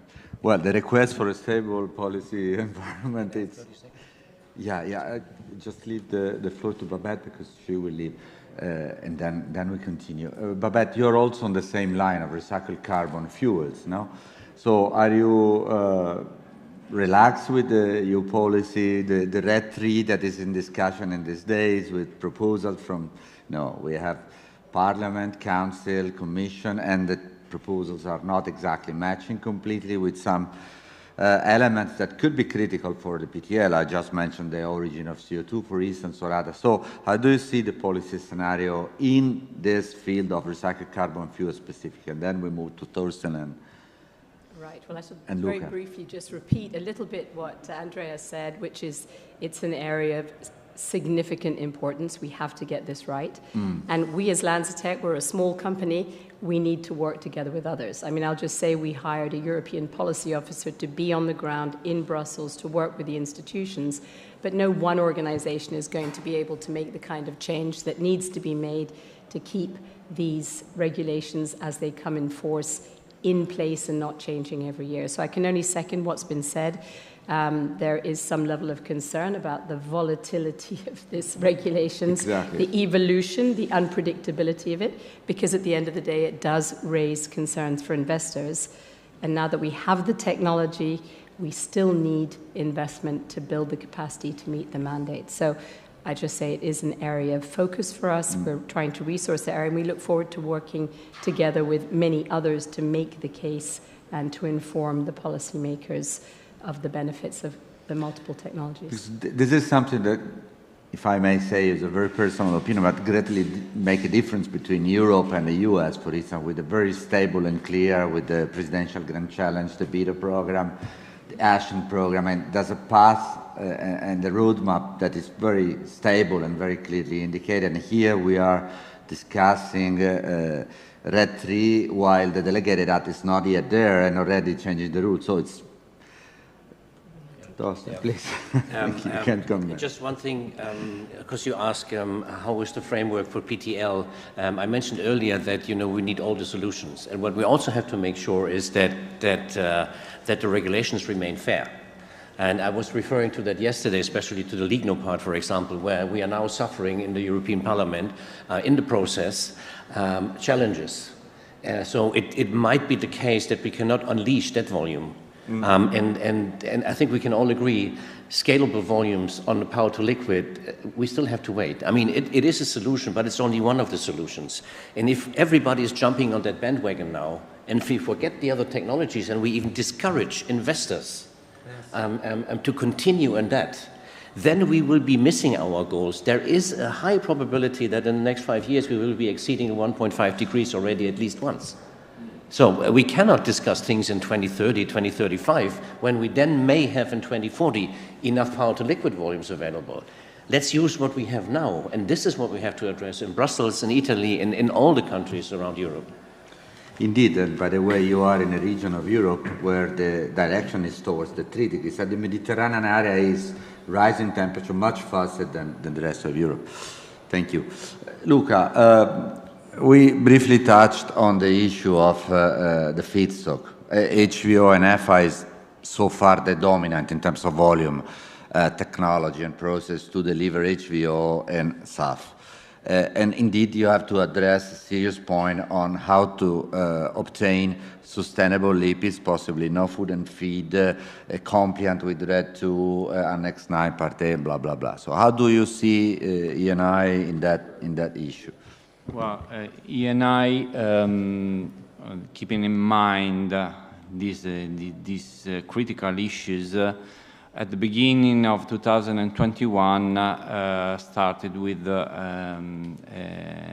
joint initiatives in many African countries in order to develop sustainable crops, not in competition with food and feed. Plants that can grow on degraded land, abandoned land, as a cover crop in rotation with normal feed plantations, and also in territories affected by drought. In particular, we are developing these projects in Kenya. First of all, that was the first one involved, and then Mozambique, Angola, Ivory Coast, Kazakhstan, and Congo. These are the main countries, and other will follow. In Kenya, if we just go into depth for what we are doing in Kenya, the cultivation we identified were castor. That is a very strong plant that can grow on degraded and territories, degraded land and territories affected by drought. And castor, that is a native plant with fruits that are not used, full of with a high oil content, and last, also in terms of volumes, the cotton seeds that in Africa are not used and are destined to disposal, and this is another plantation with another raw material with a high content of oil.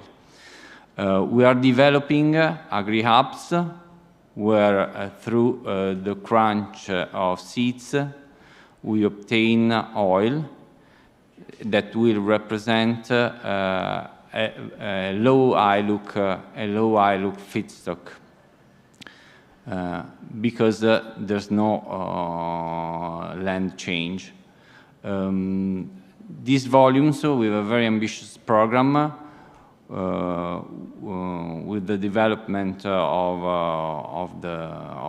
several agri-hubs, will allow ENI to satisfy 35% of its needings in feedstock by 2025, and will produce oil enough also to sustain the conversion, the possible conversion of African refineries. Together with the development of this agricultural stream, sustainable agricultural stream, we are also working on developing in these countries a collection of waste and residues such as UCO and animal fat. Because obviously we always look at what we do in Europe, where the rate of collection is quite high, but in these countries is something totally new. It's a brand new business, and we are giving our support to develop these businesses. Well, it sounds very interesting to see that a company like yours, but not only, also others, are really starting to address the agricultural issue and the agricultural models behind this production. Just to give a figure by Imperial College, the Southern European, the European Mediterranean countries altogether accounts for approximately 8.5 million hectares of degraded land, of marginal land, that is being marginalized. So apart from the SAF issue, we have an issue with this land. And so if I may reverse a concept that is ILUC, energy is an opportunity to perform well-done agriculture, sustainable agriculture on this land that otherwise finding financial resources to intervene on this land can be difficult. So we should see probably under this light in a different way the feedstock production as an opportunity that comes from the energy sector to support food and feed. In this moment, for instance, in Spain, in a European project, we are producing camelina and barley on recovered land. This land would not produce barley, which is food and feed, without having restored the land thanks to the SAF target. So there was an integration of different elements altogether. Well, we still have 10 minutes to go, but my point is first to ask the audience if there are questions, if there are requests for clarification or comments, disagreements, whatever you may consider appropriate on what has been discussed today. Otherwise, we continue with another couple of points. Please, thank you.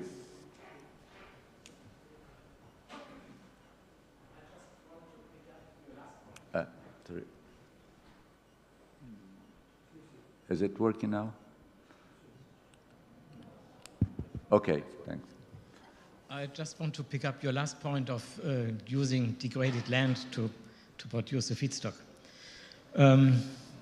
Shouldn't we use this degraded land to keep our biodiversity and keep that land free of any use, except, for example, using it as an area for photovoltaic on high level, so that on the ground still there is some, not only some, but a biodiverse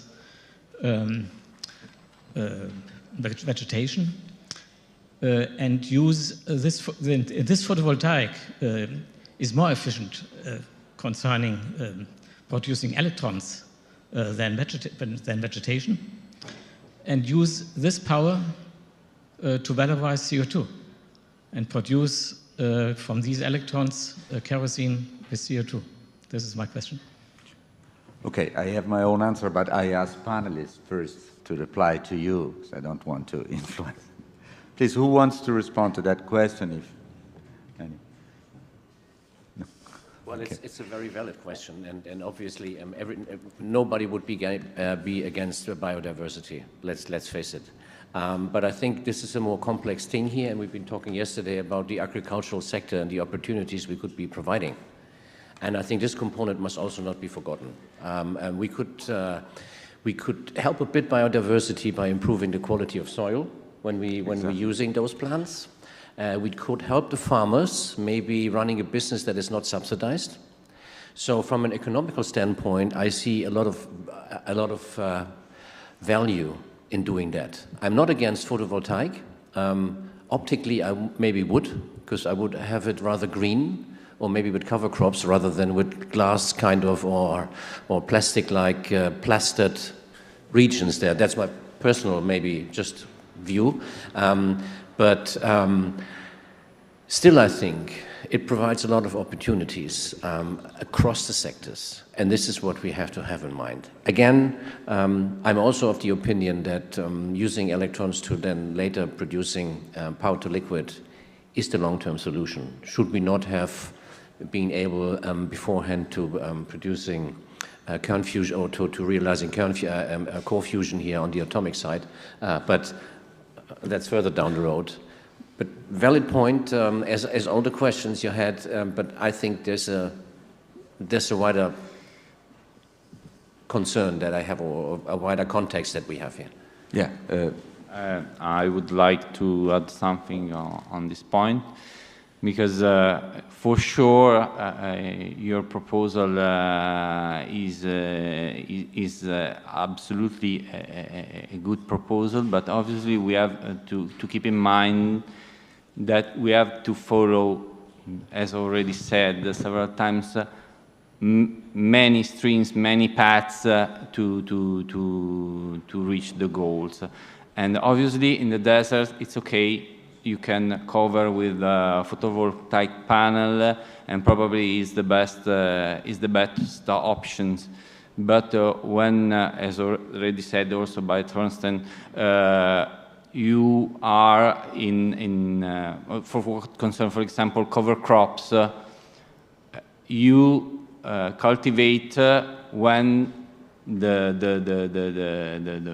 land is not used, also in order to add some specific nutrients to the land.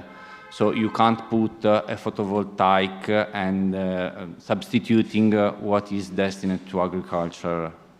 So this is, for example, one reason why the photovoltaic path is not always the best one. Well, just to frame a bit, and then we continue. We were talking about the land that was in use and that is being marginalized. So it's desertifying.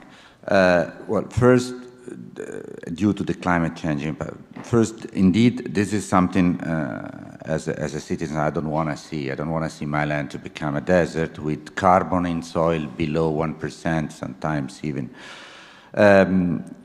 Also, possibly the socioeconomic impacts of this land change due to the climate effect is also something we would like to address in some way. But your point is very valid. I just add a technical consideration on that. A model that is possible instead is not excluding this solution, but is integrating, to make a very simple example, recovering the soil, selecting appropriate crop for the changed climatic conditions, and adding agrovoltaics, which you can combine with agriculture and provide some shading. That can be a very effective integrated approach with the agricultural model that you use to keep the activities and the soil and the land control running together with agrovoltaic, for instance. That is a kind of model here in the South we discuss a lot because it can compensate and create mutual benefits. So I think we must be also a bit creative in designing new solutions to address these points. Any other comment? Otherwise, I would like just to raise a final question. If there are no other, are there other questions from the audience? Sorry, forgot to ask. No? Okay. So last point is about, it's very important, about financing SAF and financing infrastructures. We still have 5 minutes, so I kindly ask you to keep the time, but you all presented very ambitious plans also in terms of financial investment and industrial effort. So these are big things that will have to happen and replicated hundreds or thousands of times to get the volumes that you mentioned. So how do you see rising funds for them? Is it, apart from the stable policy regulatory environment that absolutely understandable, what else? I mean, or is you don't see an issue with financing, logistics, infrastructure, and SAF plans? Who wants to answer? I mean.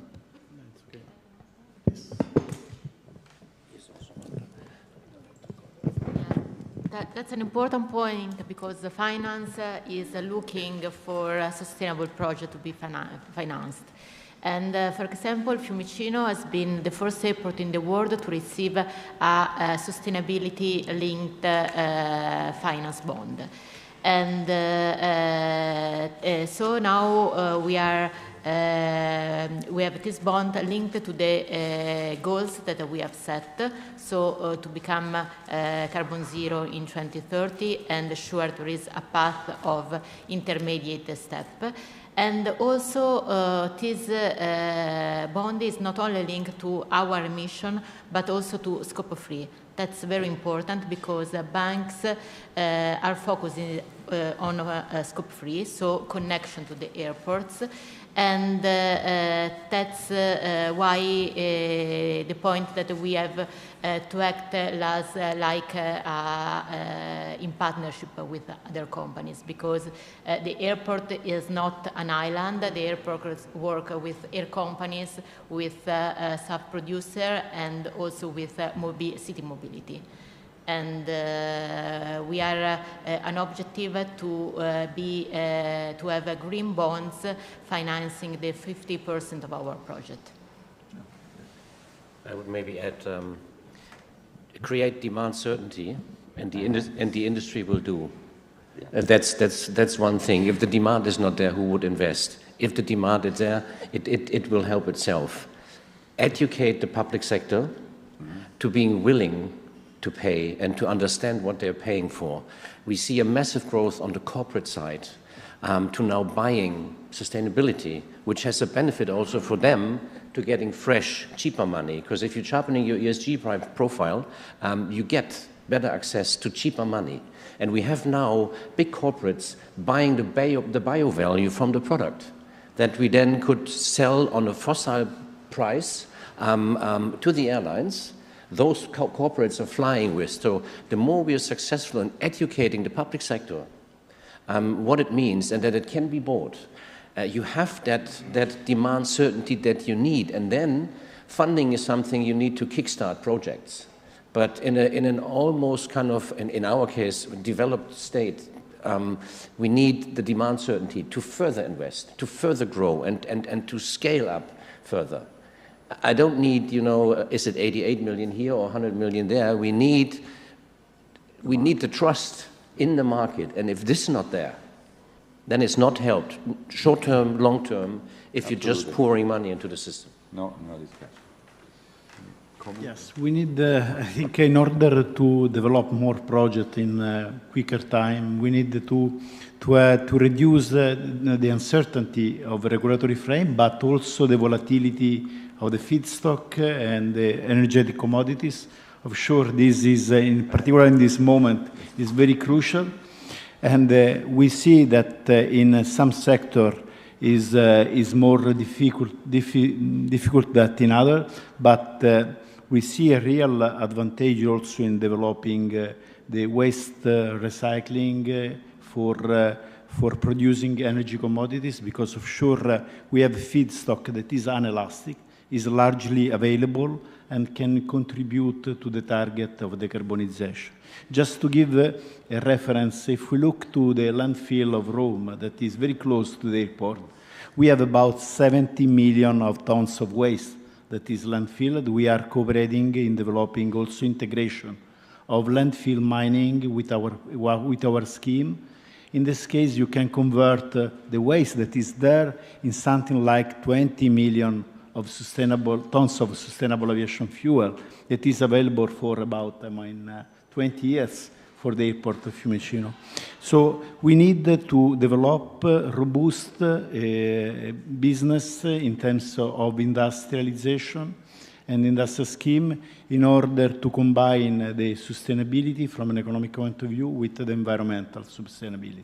The public and private funding will come. There are large availability of liquid money that are available on the market.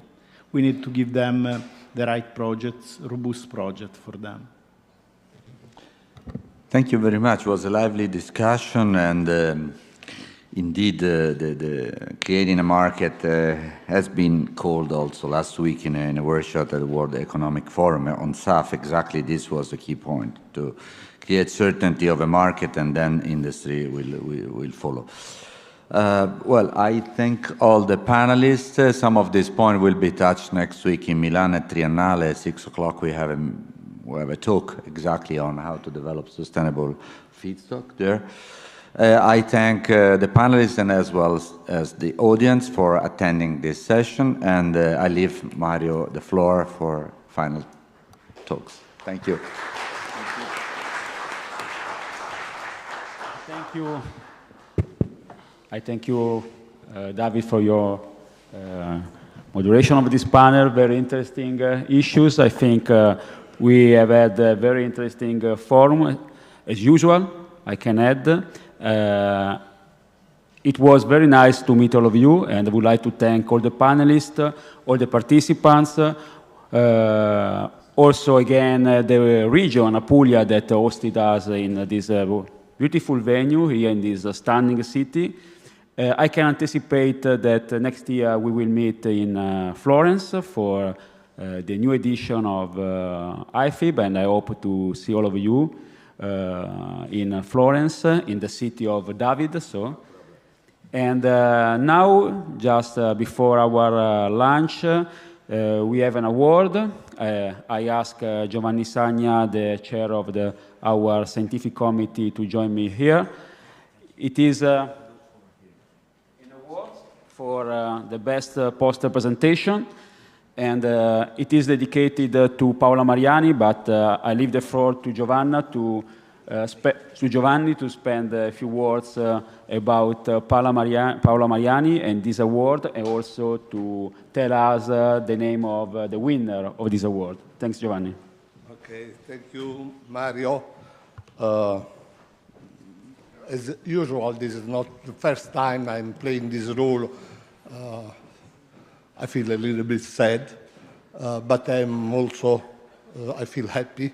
Paola was a friend and a colleague, and she was actively participating in all the bioeconomy events since we started this in Italy.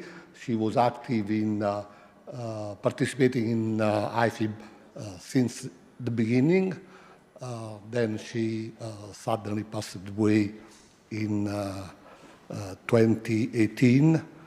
And so we wanted to dedicate to her memory this award to Best Poster presented by young people at the IFB event.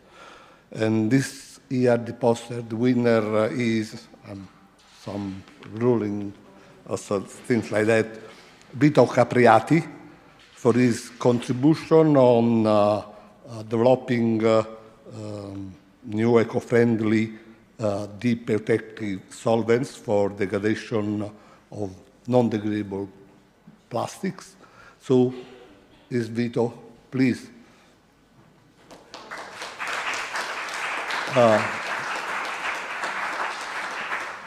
Okay. Congratulations to all the team for this. Yes, I know that no results in science could be achieved without work on the full team. And please. Thank you so much. You're welcome.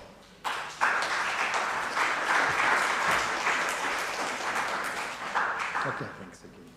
See you next year in Florence. We will have good wine, good food as we had in Cuba.